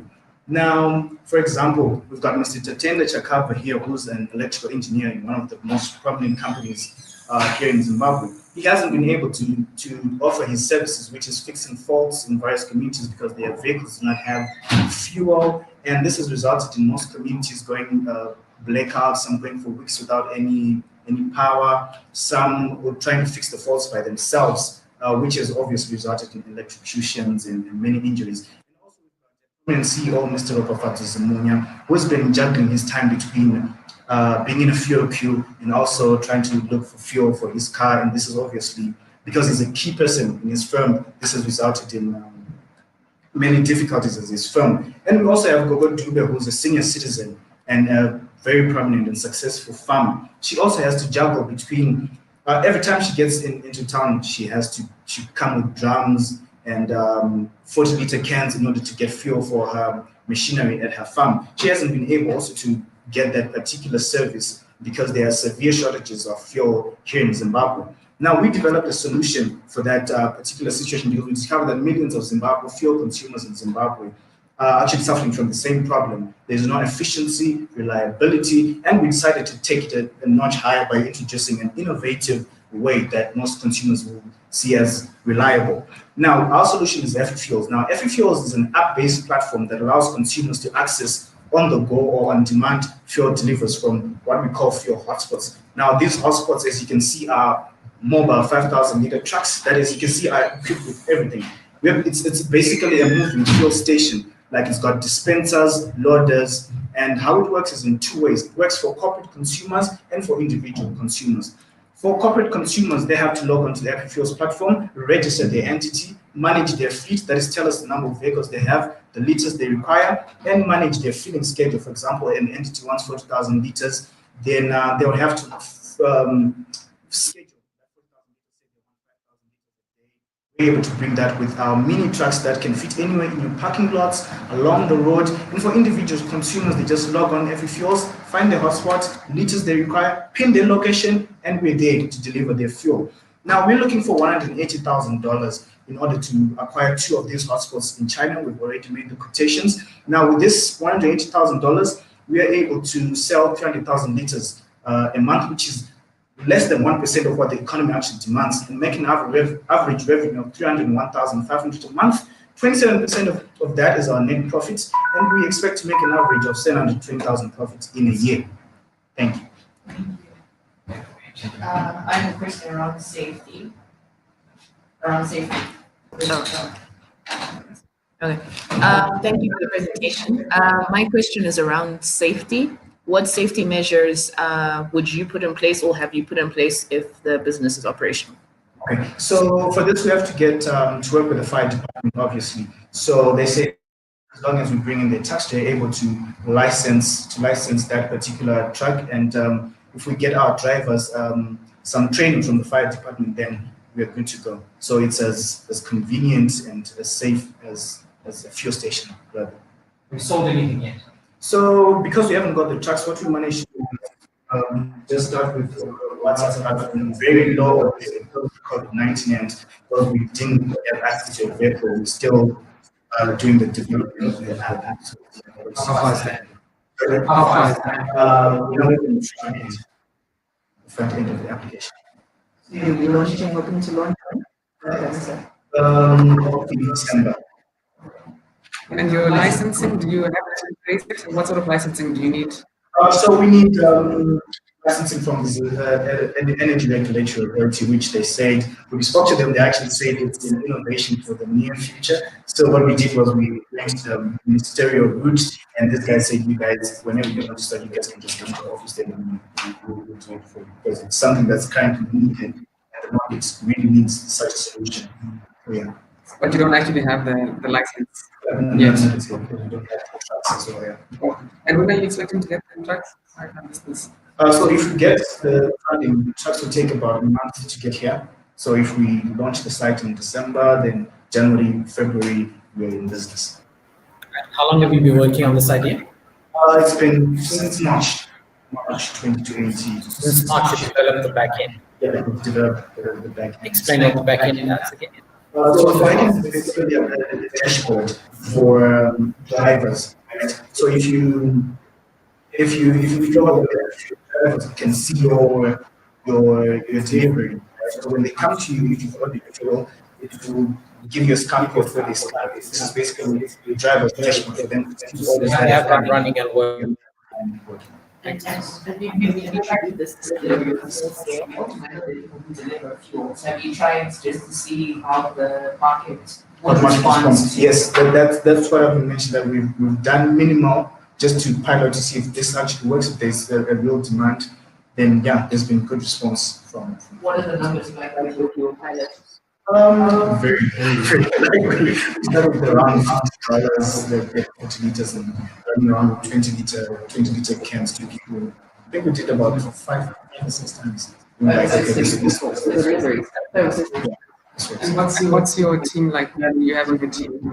Okay, so I'm the co-founder and CEO. I basically have an entrepreneurial background, and we've got Mirazi, who was the co-founder, who's the CEO, basically running the operations, running around and doing the deliveries, and then we also have Innocent, who's the technical guy, the technical assistant, developing the tech. He's also Google certified. We've done some amazing things, so it's pretty young team. And if you don't get the money, because the trucks depend on the money. If you don't get the money, what's your plan? What's plan B? Okay, so plan B is getting a very small vehicle, right? Get our jerrycans, get about 10 jerrycans, right? Then we just start pushing from there and see how it goes. Because if you get 10 jerrycans, it will take a long time, and then we get to eventually. What previous business would you have? Any previous business experience? Oh, yeah. When I started our community, which was the first company that pioneered banana flour, got into Forbes article. So that's kind of went to the lockdown. Thank you. All right, thank you. Thank you. Thank you, judges, and thank you, FE Fuels. Well, wonderful. Thank you so much to everyone who pitched. I know I said this in the beginning, but it's really about the people in the arena. I love that quote because it's like, these are the people actually out there pitching, doing it, participating. So we really appreciate them taking their time. It's not easy to be up on the stage today. Technology has not been the best, but we're happy that, the platform has been able to continue. And now we are going to let the judges go and deliberate. We are also going to call Dumile so that the judges can hear his pitch. Mm-hmm. And we are also going to bring up Eugenia from Seedstars as well. So thank you so much for staying with us. And hey, Eugenia, nice to see you. Nice to see you. Good. Do you hear me? We are going to let you take it away. Yeah. Yeah, super good. Thanks a lot. I will share my screen right now. So you'll tell me if everything is working all right and I can start. We hear you perfectly on this end. Awesome. So yeah, I think we can start right now. I hope my presentation is up and running so you can see it clearly. Yeah.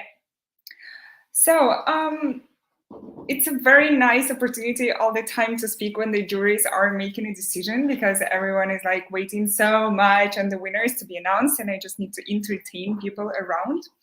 So I hope you're going to enjoy this time of a little bit of information about Seedstars, a little bit about the motivation, a little bit about the high growth companies information. What is it about?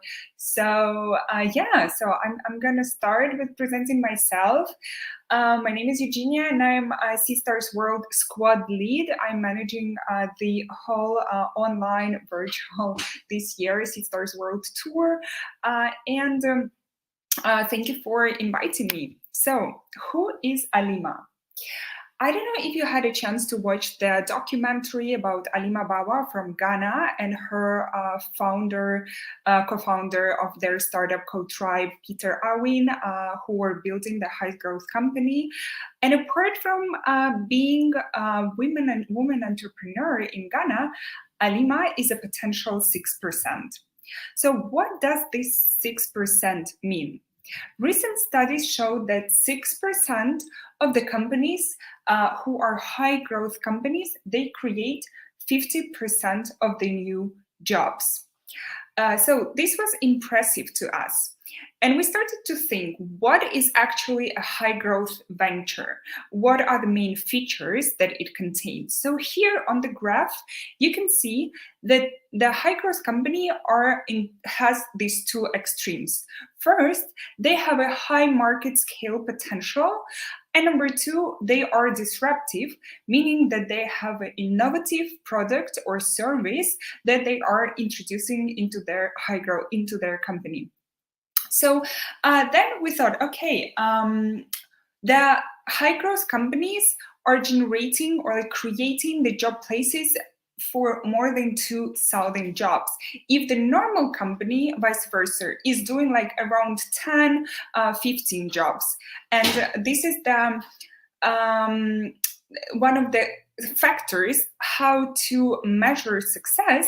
It's actually look at how many jobs the company creates. So if the high growth company creates more than 200 jobs, it means that it creates an impact. And we at Seedstars thought, like, we really want to cause a positive impact in emerging markets, because if you're aware, the mission of Seedstars is to influence people's life through technology and entrepreneurship on emerging markets. So the idea was like how we can make it real. So we thought, okay, we will support the high growth companies with the helping them to generate more revenues through all the mentoring training sessions that we do for them, as well as investing on other side ourselves in those high growth companies. So by that they will get more funding and will grow as fast as possible. So then they will hire more people, get more profit.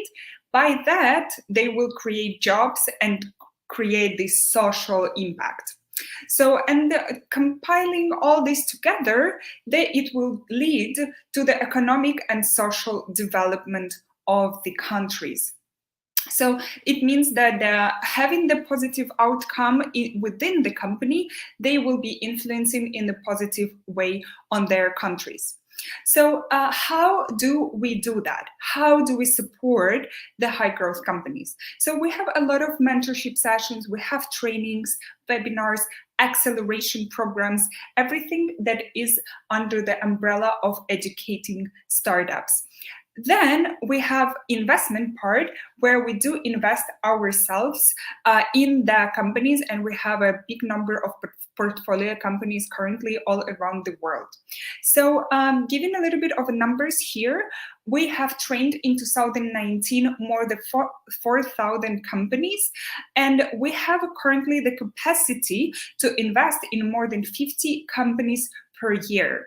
But again, these numbers are of 2019. We are growing, and with the online format and virtual opportunities, these numbers will be really grown and bigger when we have this calculated for 2020.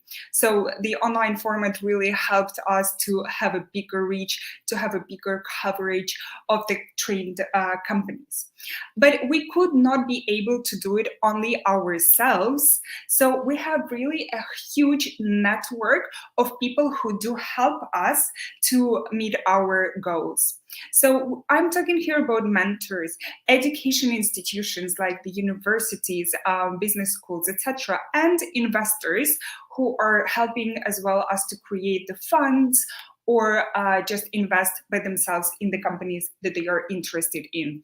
So I really, again, want to have a second here to thank you to our community, to our mentors who work with startups on a daily basis. Maybe even now the meetings are happening, that Seedstars is matching mentors and startups, and by that the startups are getting enough of them of the knowledge, of the skills, and everything that mentors can offer. So thank you very much for that.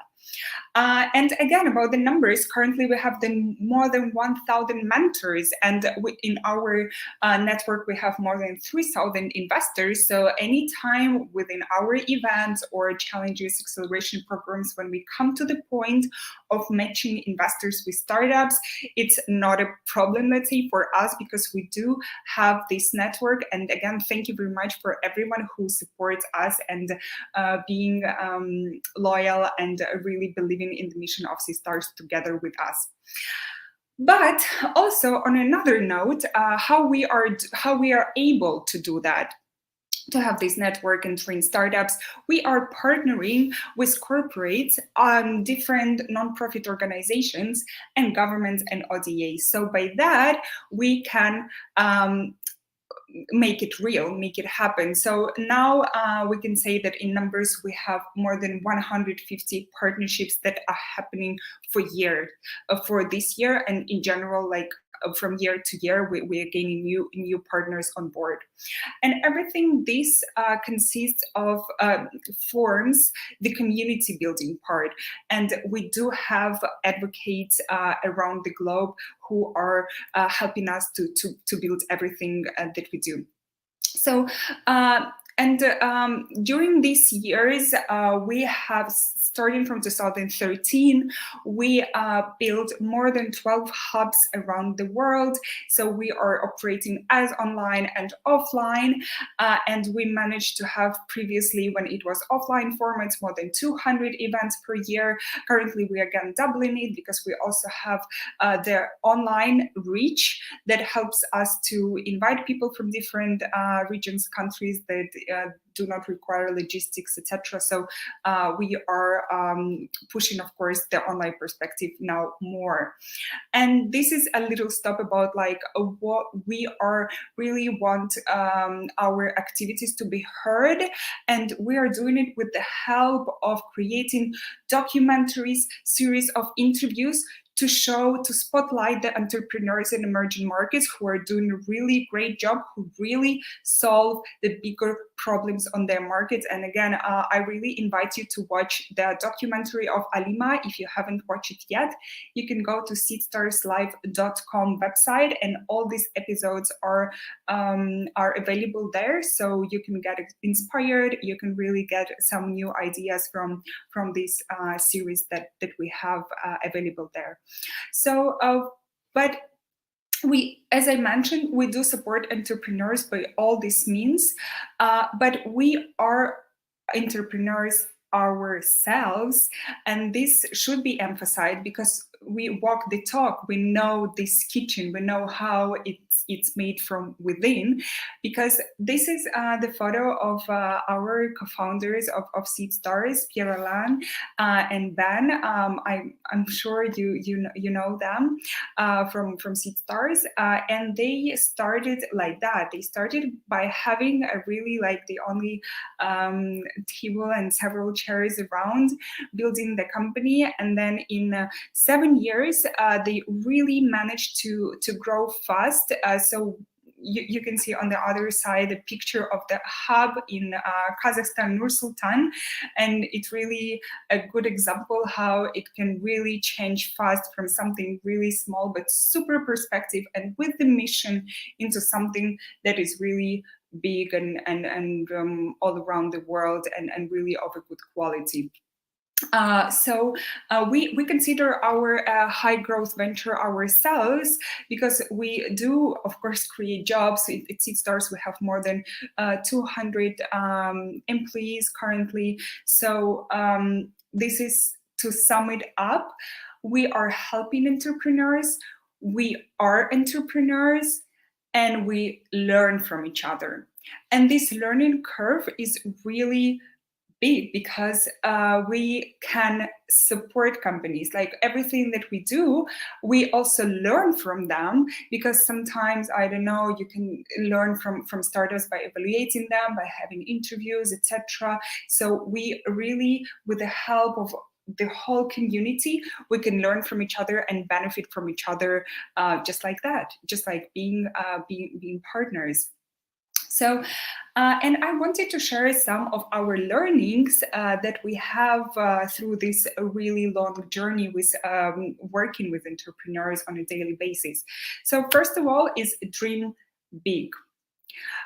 It sounds really simple, like, okay, I need to dream big. But again, if you do not put the really a high level of dreams, you won't be able to reach anything. So this is a great quote of Alizé de Tonac, the co-founder and CEO of Seedstars. So she said that the beauty of a startup is you have no chance of convincing people to join you on security or monetary based benefits. So we had to double down on making them believe our purpose was worthwhile.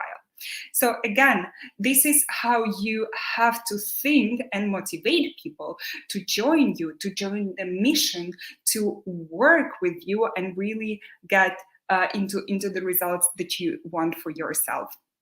But how to do it? You really need to work hard, because working hard is not just a saying. It's really, you need to be like striving every day. And it's like, sometimes you do have shortcuts, but sometimes you do not. And you really need to impart everything, like put the efforts as much as you can to make the goals real. So, and stay focused, because sometimes it's so easy to deviate from the goal that you have, because on a daily basis, you normally have like tons of ordinary tasks, simple things to do, to operate, but you still need to be focused on your goals to be able to reach. And then as soon as you reach the one goal, you can put another one, but always there should be a focus present there. Because I even spoke to one of the entrepreneurs recently from Lebanon, and he told me that he has a focus hour every day. Well, he said sometimes in the morning, sometimes in the evening, when he steps back. And being co-founder of the startup, he said like, okay, sometimes I'm really so immersed into the day-to-day operations, so I need to get back and take this hour or sometimes half an hour to think, are we on track? Is my company is doing every day something that brings us closer to the goal? Are we focused on the main priorities, main things that our startup is needed right now? So yeah, this is point number 3. And one of the most important ones, in my opinion, because I'm so people person and I really want to encourage you to think like that as well, that surround yourself with good people. Because we have even at the Seedstars a proverb that if you want to go fast, go alone. But if you want to go far, you should go together. And without a solid, motivated team who wants to do the same thing as you planned, as you created, this is the best that someone can imagine. Because without the support of the great people around, nothing is possible. I mean, okay, you can do it. You can just sometimes focus just on what you do yourself. But again, having a bigger perspective, having appropriate, great people on board will help you to reach a higher goals. And yeah, my question is, are you Seedstars? I think we are, if we already are making a step to having this competition, to trying to pitch, to expose your ideas, to grow, to learn. So by that, I really encourage you to join us, and we have different opportunities to join us at Seedstars. You can be, you can partner with us. You can be our Seedstars employee. We have a career website, so feel free to join a Seedstars company and contribute to what we do on the backstage, like really know how we are doing that. Then support as a mentors or jury members, and or just like participate in our programs, apply to challenges and apply to different competitions like that we have this year, and we're gonna have next year and more. So yeah, we are super open to the great people to be on board, and I wanted to finish this keynote with a simple saying that never doubt that a small group of thoughtful, committed citizens can change the world indeed. It's the only thing that ever has. Because sometimes we keep on forgetting that actually small groups of people normally changing the world, and we just really need to strive to do that. Thank you very much, everyone who watched me, who is listening to me. I'm super, once again, happy to share this knowledge and to share what we do at Seedstars and give some motivational quotes. Maybe you will keep them in mind and try to change something that you currently do. And I'm not sure if the jury members are ready, but I hope, girls, you can take the lead and yeah. Thank you, Eugenia. Thank you so much, Eugenia. Okay, Yeah. fantastic. I mean, Hope, what did you think about today, just in general? We're not going to go into startups. So, guys, we just want to take a few moments to hear your comments. If you have any questions, but don't ask us like who's going to win or don't ask us what did that startup, Nolene. Great presentations from all the pitchers. Yeah. Thank you, Nolene. I thought they were great too. No, they were great. It's amazing to see how many different solutions there are, like across the spectrum. People are doing solar powered something, other talking about money transfer. So it's just amazing to see the different solutions in the different industries that are there. What are your thoughts of today? Yeah, I thought today, take glitches aside, but also even with that, we embrace it. It happens. It's the reality of, just life. Yeah. But I actually thought the startups did great.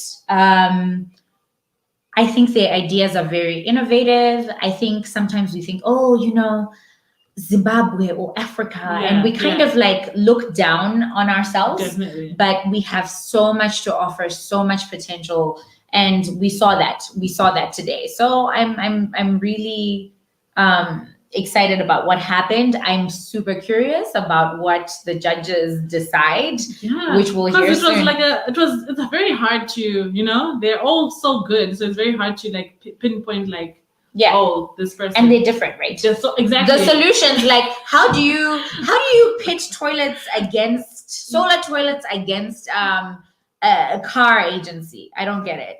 Okay, great pitch. Eugene Kudzai Jamu, there is potential network here in Nkosana. Absolutely. Thank you for that Thank you comment. for that comment. Yeah. And there is such a potential network locally and globally. Yeah. So I mean, and I see Clarence C. J. James, great to see young people making entrepreneurial moves. Absolutely. Yeah, I absolutely agree with that. And it's like, I think you shouldn't never feel too small or too young or too, I don't know. Or too old. Or too old to start something, because you never know how your solution will like have an impact in community, because when you're starting, you'll be thinking, oh my gosh, how do I even start this thing? But as you grow it, it's amazing to see how those solutions like impact the community and yourself as well as a person. You grow from that journey. Yeah. I mean, I'm just thinking of some of the Seedstars winners, finalists, or even people who just participated in the last years, whose solutions are widely adopted. I was going to start naming names, but then I thought then I forget one. And then we were like, but you didn't mention this one. Exactly. But really, like across industries, for some of the startups that have pitched before, they're the solutions we're using today. Locally, some of them have gone regional. So it's really exciting to see this. We see a lot of comments supporting different startups. We're not going to read those, those out loud because those are very startup specific. We've seen some people say, great job to a startup. I would like to interact more with them. Fantastic. I've seen like some requests for collaboration, people wishing startups the best. Thank you guys for staying with us throughout. Thank you so much. And if you have any other questions while we wait for the judges to finish deliberating, please let us know. We still have a few minutes where we can hang out. But overall, I think this has been it's been enlightening and great. And not even just the startups that pitched, all the startups that applied. Oh, There's yes. so many startups Yes, that applied. yes. You know, so congratulations to them too for putting your hat in the ring in the arena. Yeah. Tanaka, he says, great pitches by all teams. It's never about winning. Just the recognition on such a platform should push you further. Amen. Let's talk about that for a minute. Can we talk about that? Can we? Okay, I'll try not to. I'm gonna. Yeah. We'll be PC about it. Exactly.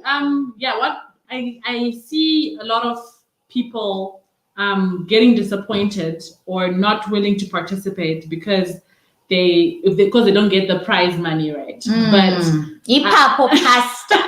But there's so many benefits in putting your idea out there, number one, without even getting to win. And yeah, what are your thoughts on that, Chizoka? Yeah, and I see you being PC too, and I'm also really reaching in my heart and my mind to be PC.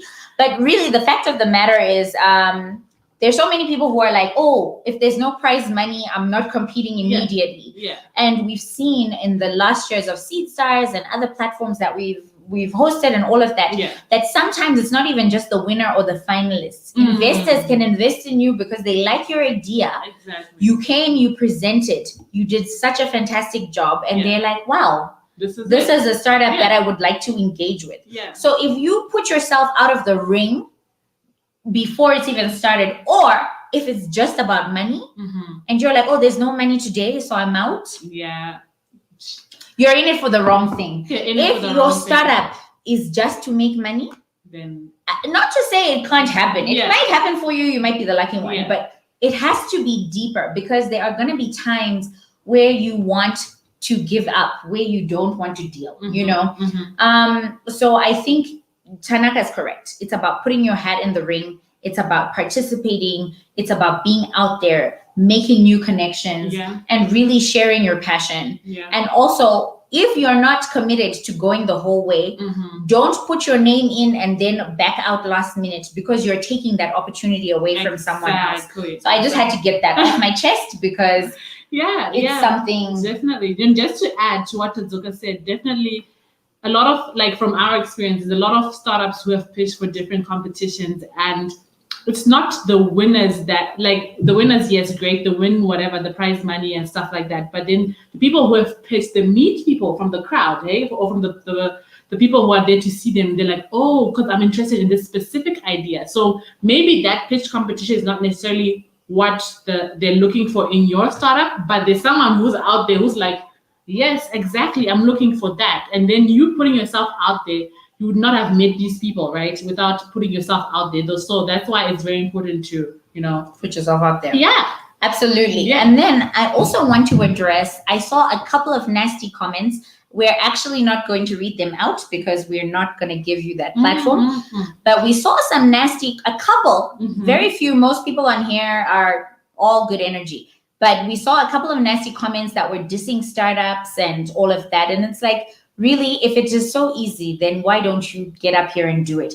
The fact that someone is putting themselves out there to either run a platform, to present their idea, to stand up and say is great. So it's easy to sit behind a keyboard and type and start to criticize other people. And we do not, we don't want to deal with that. We don't really tolerate that. So thank you to all the people with good vibes who are actually here for the right reasons. Yeah, I agree totally. Yeah. Does anyone else have any more comments or questions or comments, which are blends between comments and questions? We're not giving any airtime to bad things. Oh, someone said, Andrew says, we love the afros of the presenters. Thank you. Thank you very much. Thank you very much. We appreciate it. That's really nice. Thank you, guys. Okay. Anyone else with any questions, any comments, words of encouragement? Really anything. Okay, did we read Forgets? Thank you for this inclusion. Because if not, I think we'd put it up before, but maybe let's. Okay, so Forget earlier on. This was for one of the pitches. This was for Orleans Waste Management. Forget had typed, thanks for this inclusion, Seedstars and Impact Hub Harare. I applaud you for this. So really, our platform, Seedstars, Impact Hub Harare, we are all about inclusivity.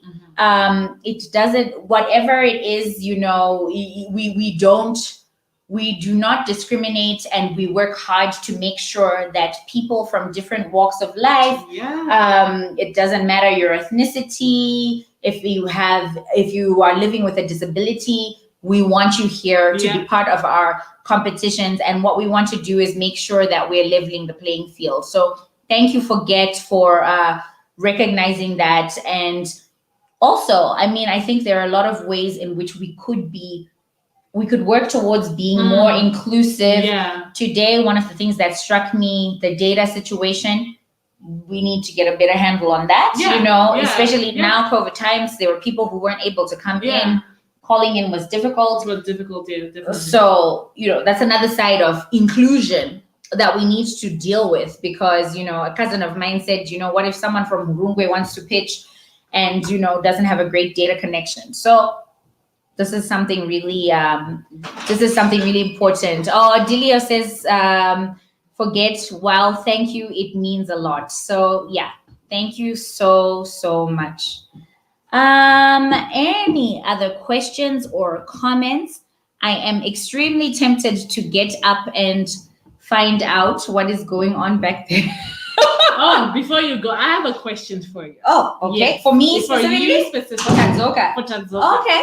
So we know, if you don't know, we know Tadzoka has started different companies, right? Yes, she has very many different. She had many startup journeys. What are your top 3 advice points for people who are starting out, who are in it, and like, what are the top 3 things that, because I know there are many, but what's your top 3? Okay, so these may change in order or whatever. I probably have like top 100, but let's go with top 3.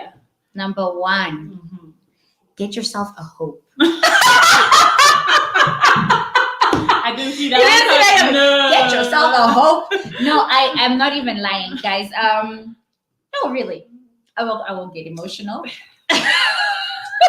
Really, I could not have done half of the things I've done in my entrepreneurship journey without you. Thank you. Appreciate you, man. Let's not get emotional. I know.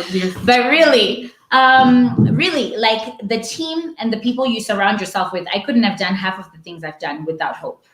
From when we were working from the kitchen at home, we didn't have a space. We didn't have a lot. Remember when we moved in here, we had one bench and data. We'd sit on one bench. We'd sit on one bench and some of us on the floor, and then we'd buy data and put it on the phone, and then we'd hotspot. And then the phone would die, and then like, okay, whose phone is next? Whose phone is next? Let's add another $5, And this was how it started. Yeah. That's weird. Remember, we would, it was such, So I appreciate you, but like the people make or break it, really. So you definitely need good people who believe in what you believe. It's not just a person. The fact is, we are aligned in so many ways, and you're not always going to be on a high. You're going to have moments of depression, moments of can I do this, all of that.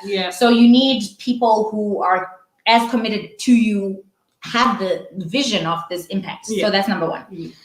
Number 2.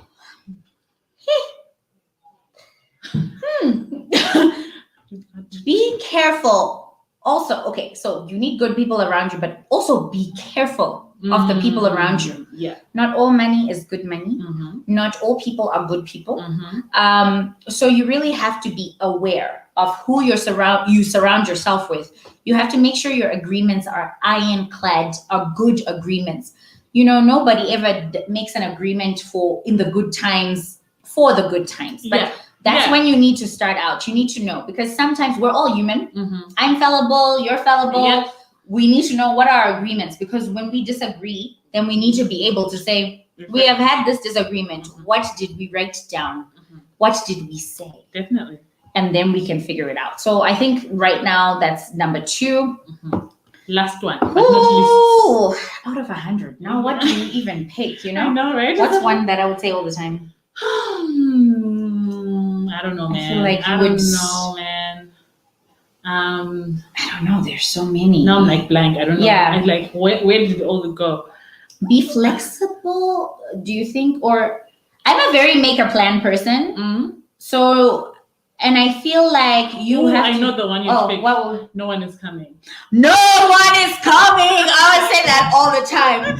No one is coming. You know, sometimes you think, okay, oh, let's do this. Maybe I can call whoever. Maybe I can call. They could be your family or friends, business partners, investors, whoever. No one's coming. And if you operate from that premise that no one is coming, there is a certain power, energy, etc., that you can extend and expend to make sure that you reach your target by yourself. Now, if you think no one's coming and someone comes, Right. It's like, oh, but you're ready. You're ready going. So don't expect money. Don't expect a roof over your head. Anything, energy. You know, and that's the other thing. And tied into that, you can do so much with nothing. I hear now a lot of startups, etc. People are pitching. We need this to start this. You need money to register your company. My way, a kiss of death. What did you do? Exactly. What did you put in? Yeah. You need something. We need an office space. No, start from your house. Start from your kitchen. Start from buying data. Start from buying data and do that. You don't need like high-speed Wi-Fi on day one. If you get it, it's fantastic. Good for you. But do not wait. No one is coming. Definitely. Once you realize that, it's so empowering. Because then you don't sit around waiting for someone to make your life happen. You become the protagonist in your own life, your own business, and you become super proactive. You think on your feet. And you have to, eh? And you have to. You have to think on your You feet. have to. Yeah. And you want to surround yourself again with people who think that way. Exactly. Because I am sure you go through sometimes Tazoka's not coming. We are doing yeah. somewhere. Yeah, I'm just like, okay, she guys. just carries on. I'm it doesn't matter. let's I'm just- not here. And yeah. she's like, let's go. Let's keep going. So I think, those would be the top three for me. Yeah, interesting. Yeah, I hope that. I mean, the helps three someone. for today. Yeah, the three for today, but there are more. But today. Those are the top three that you decided to go with. No, that's very interesting. Yeah, it's a crazy journey, man. I don't know if anyone has any questions, any comments that we can answer, or I don't know. And can I go check? Oh yeah, sure. You can just check. I'm gonna leave hope. and look pretty. Sit there, look pretty. Whoever said they like your fro, I'm gonna be back, like my name says. I just am really curious what's going on backstage with the judges. So I'll be back. Okay then. All right. See you then.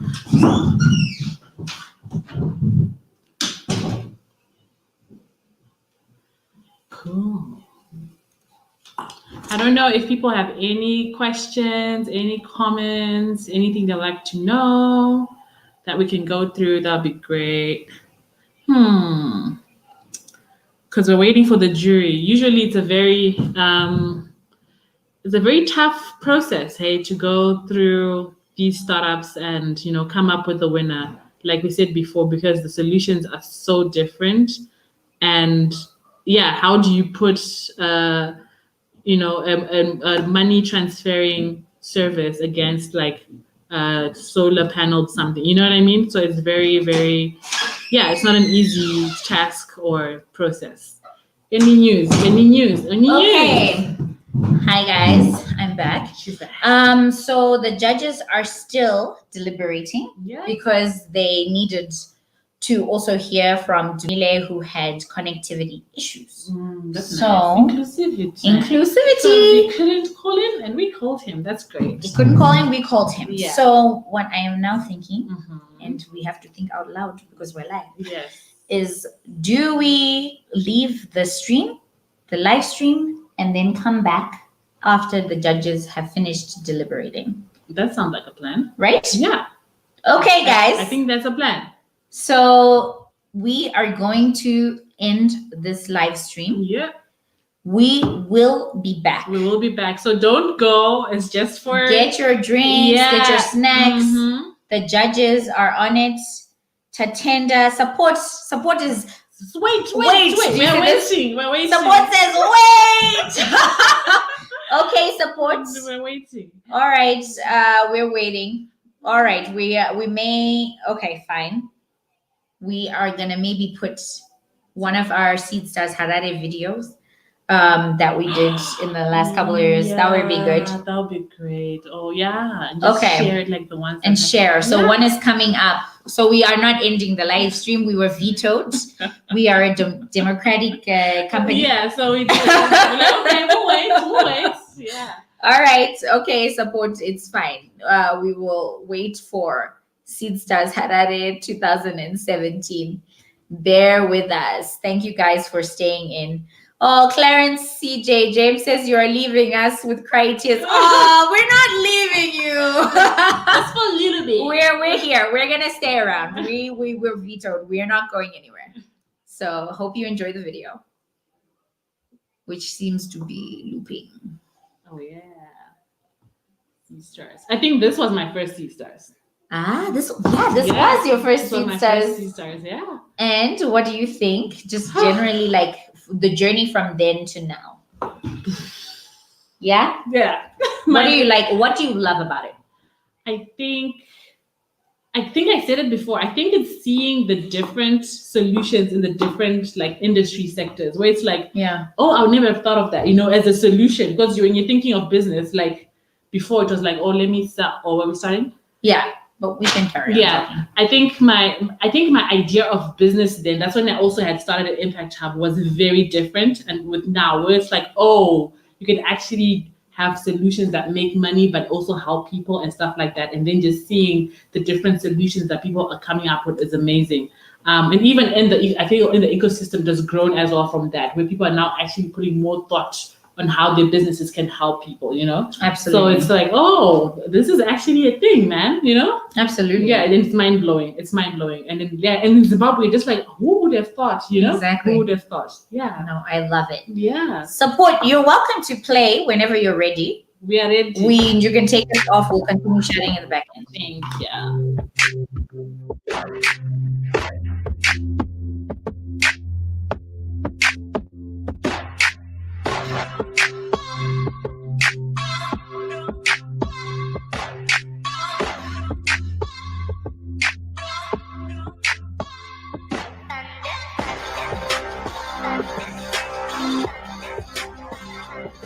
We're here at Seedstars Harare to pitch one of our products. It's called Promo Plus. Basically, we want to make you smarter than African stock markets through us.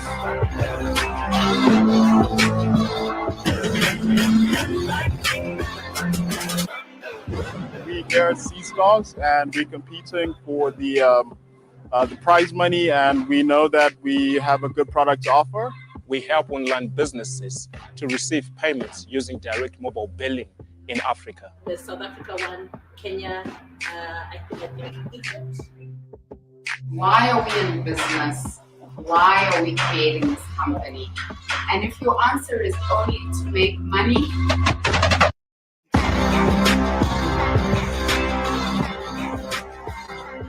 at the end of the day, I told my message well, and I'm just anxious to get the results. It was really great to present. I felt a huge buzz when I was just about to go on stage. And then as soon as I got on stage, I almost didn't hear what I was saying. I just want to say congratulations to all the startups. All of you are really amazing. Well, the experience has been something else. When you've been building something for a while, and this sister came in unexpectedly. For me, it's like my first time where you are presenting about your own company. Thunder, feel the thunder, lightning and the thunder.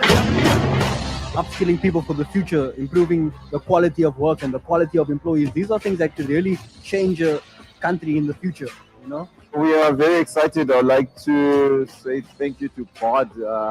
I think God has taken us this far. And I'd like to thank my team that has really worked very hard in the last 2 years as we have been building Mairana. thank you for working even without payment at times. I'm very grateful to the team. Yeah, and let's see where God is going to take us with this thing. It's been an absolute pleasure. We've had over 100% capacity in the room. I think it's really cool to just have that many people that stepped up and kind of worked 2 days nonstop, and then you see the results of that showing on stage.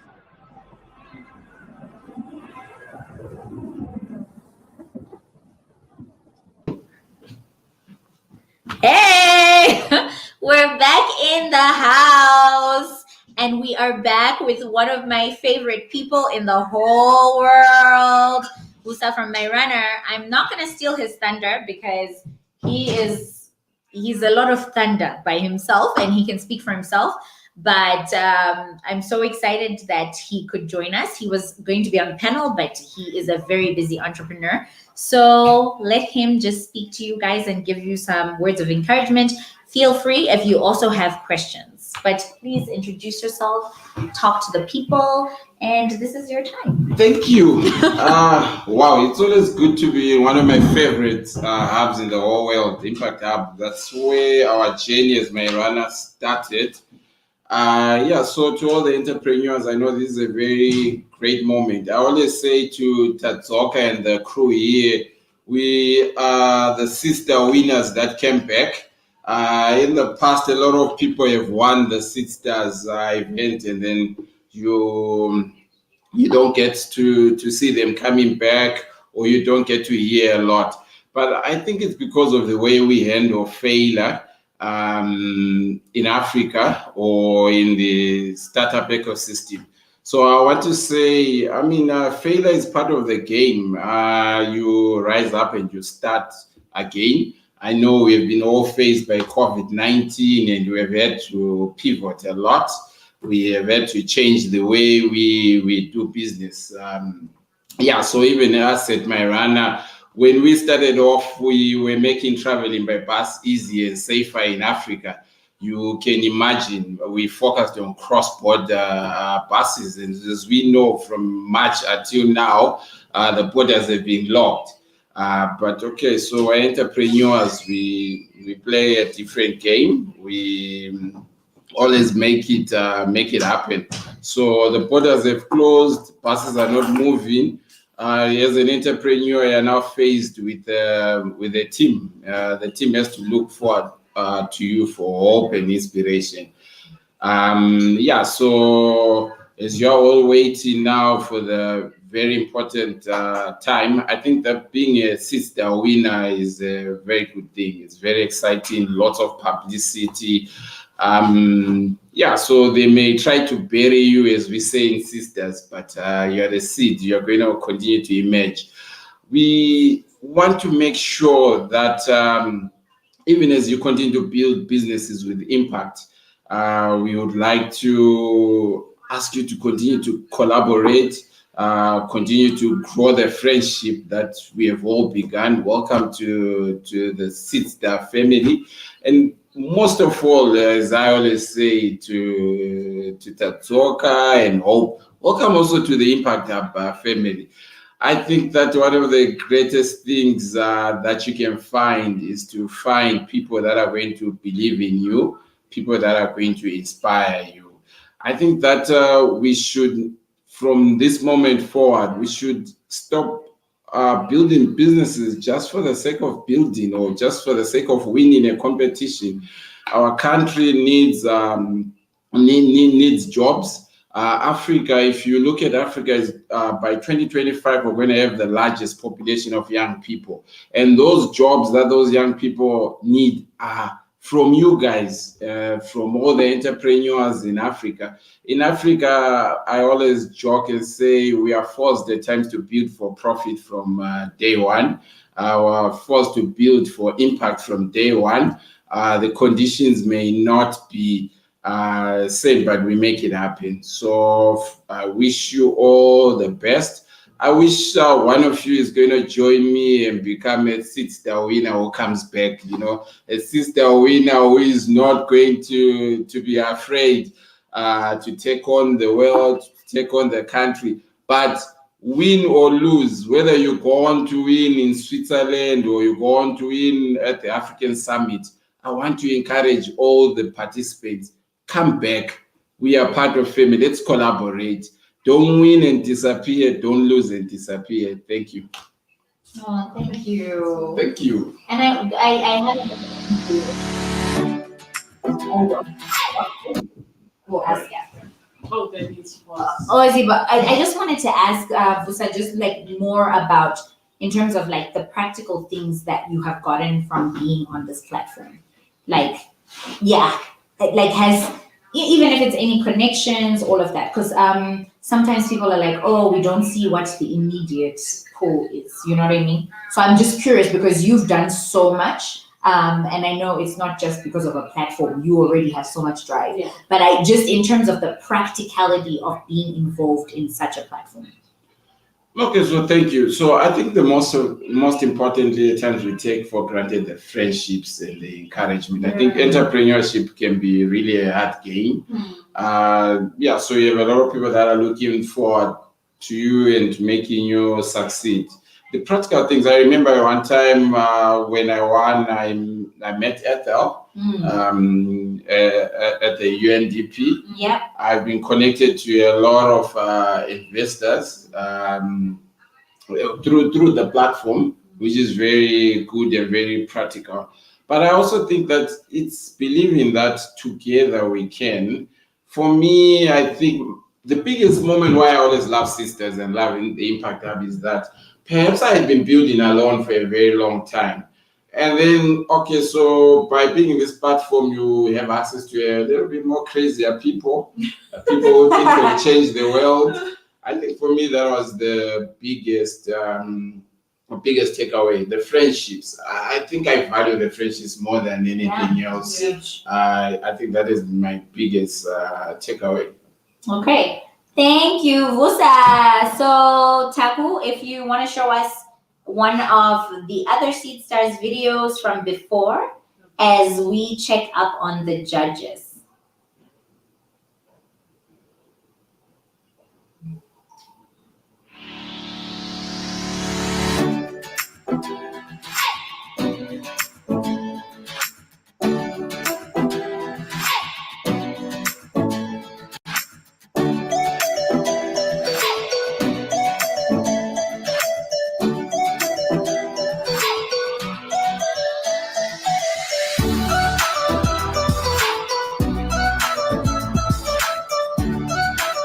The Seedstars competition is a competition for emerging markets that's focused on tech entrepreneurs and solutions that are scalable.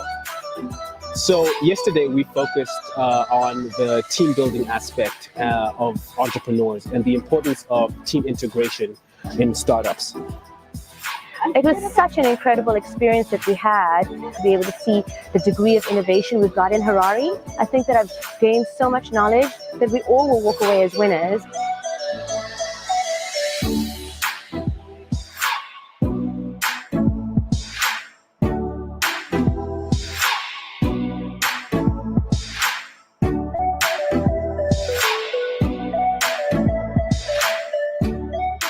So excited to be the Seedstars finalist for Zimbabwe. Now looking forward to the Rich Now's hashtag Farming for All. So our main objective is, to be able to connect Zimbabwe to the world, basically. We're in 88 countries, and it's really about this global network and bringing everyone together to do amazing things.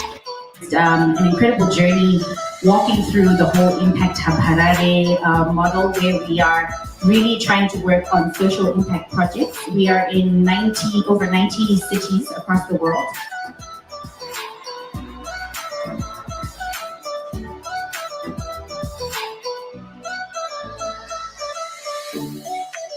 I just want to thank Seedstars for actually organizing this and Impact Hub as well. Definitely want to come back here. Thank you.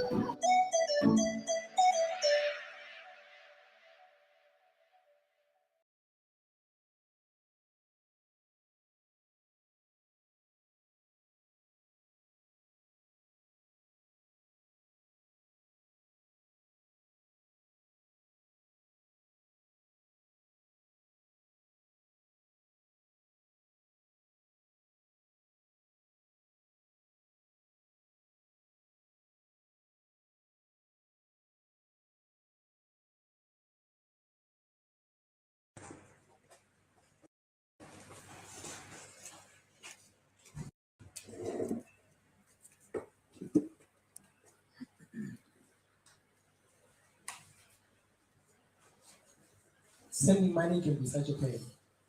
It's either very expensive, very inconveniencing, and sometimes it feels like there's some amounts that you cannot send. They're too small. Ladies and gentlemen, I have a solution for you. My name is Reginald. My solution is called BitCash. This is an online platform, peer-to-peer based, that allows people to send money across borders to and for each other using their local currency. We are currently on web app and the mobile app, both iOS and Android. And we've managed to get 5,000 downloads over the last 18 months that we've been online. And per month we process about 1,200 transactions with an average value of $25 per transaction. We get our money from the difference that exists between the rate of sending money to South Africa and the rate of sending money from South Africa using the DCXI, which is our fungible digital asset that exists on the platform. So currently, we're going after all the traditional remittance platforms that exist. Those guys that charge you your 8% before you can send money with them. Those guys that have fixed working hours. And also have you coming from a long distance to collect money before you can access it or what to use it. We, on the other hand, is BitCash, and a 24-hour service in a day, and we don't charge a commission. And our delivery time is usually within minutes. The person is able to access and use their money after you send it to them. Within the next few months, we're going to be rolling out our merchant model. This will allow us to tap into the unbanked market and those guys without access to cell phones or smartphones or the internet. Once we do this, we expect our numbers to grow by 5 times each year over the next few years. And by the year 2022, we expect to be moving about 45 million and making a revenue of 2.25 million in the process. The market opportunity for this is very high. We've only got 300 unique users that transact on our platform each month. And these guys, and this is from a market of about 1 million Zimbabweans who live and work in South Africa. There's therefore a high potential for customer adoption, and the model can be replicated throughout Africa. For South Africa is not the only economic hub that exists in Africa, and Zimbabwe is obviously not the only destination for remittances. All right. What we've been waiting for. Hi. What we've been waiting for. We are finally back and we are ready to make the winner announcement. Thank you for bearing with us through this whole time. Support, if you could please bring up, I guess, the people who have supported this program, so we can go through that. Woohoo! All right. Oh my goodness. Do you know? I have no idea. I'm like, we're finding out. We're literally finding out right now. Yeah. Okay, so we're going through. Oh my goodness, we're loading. Do you know what? Maybe take it off while you load. And then when you because we don't want to accidentally see number one. Exactly. We need to have the right, We need to start from the correct place, from the beginning. Okay? We need to start from the beginning, please. Technology. Online Seedstars World. Okay, but are you guys sure? Because I don't want to see the winner first. I want to see third. We want to see from number 3. Who is number 3? Check. So don't please, if you need to take it off for a second so that you can cue the correct thing, please can you do that? Thank you. Next thing you see one more scrolling and then so please don't let us not take too long. Any ideas? I have no idea at all. I have no concept of who could be. I don't know. I don't know, man. The audience. Who does the audience think will win? Do you guys, do we still have people with us? And who are you thinking will win? Yeah, I'm I don't know. I can't wait. Okay. Okay, we don't have to think. We've done correct. Okay, before we go to the winners, it is very important to thank our partners. Okay, So right now I'm speaking as the Seedstars ambassador. Yes. Okay. Okay. So Impact Hub. Thank you guys. Yeah, welcome. Thank you as our ambassador. We're very happy with you for this competition and being our partner for the last 5 years.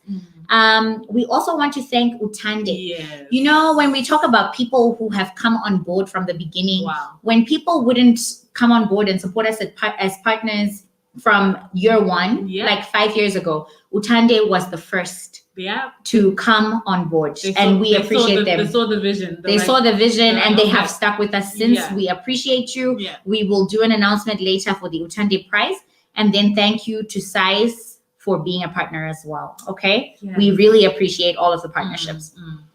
Now, the moment of truth. In third place. Oh my gosh. Oh my gosh. Okay, do it. Shumbamani. Shumbamani number 3.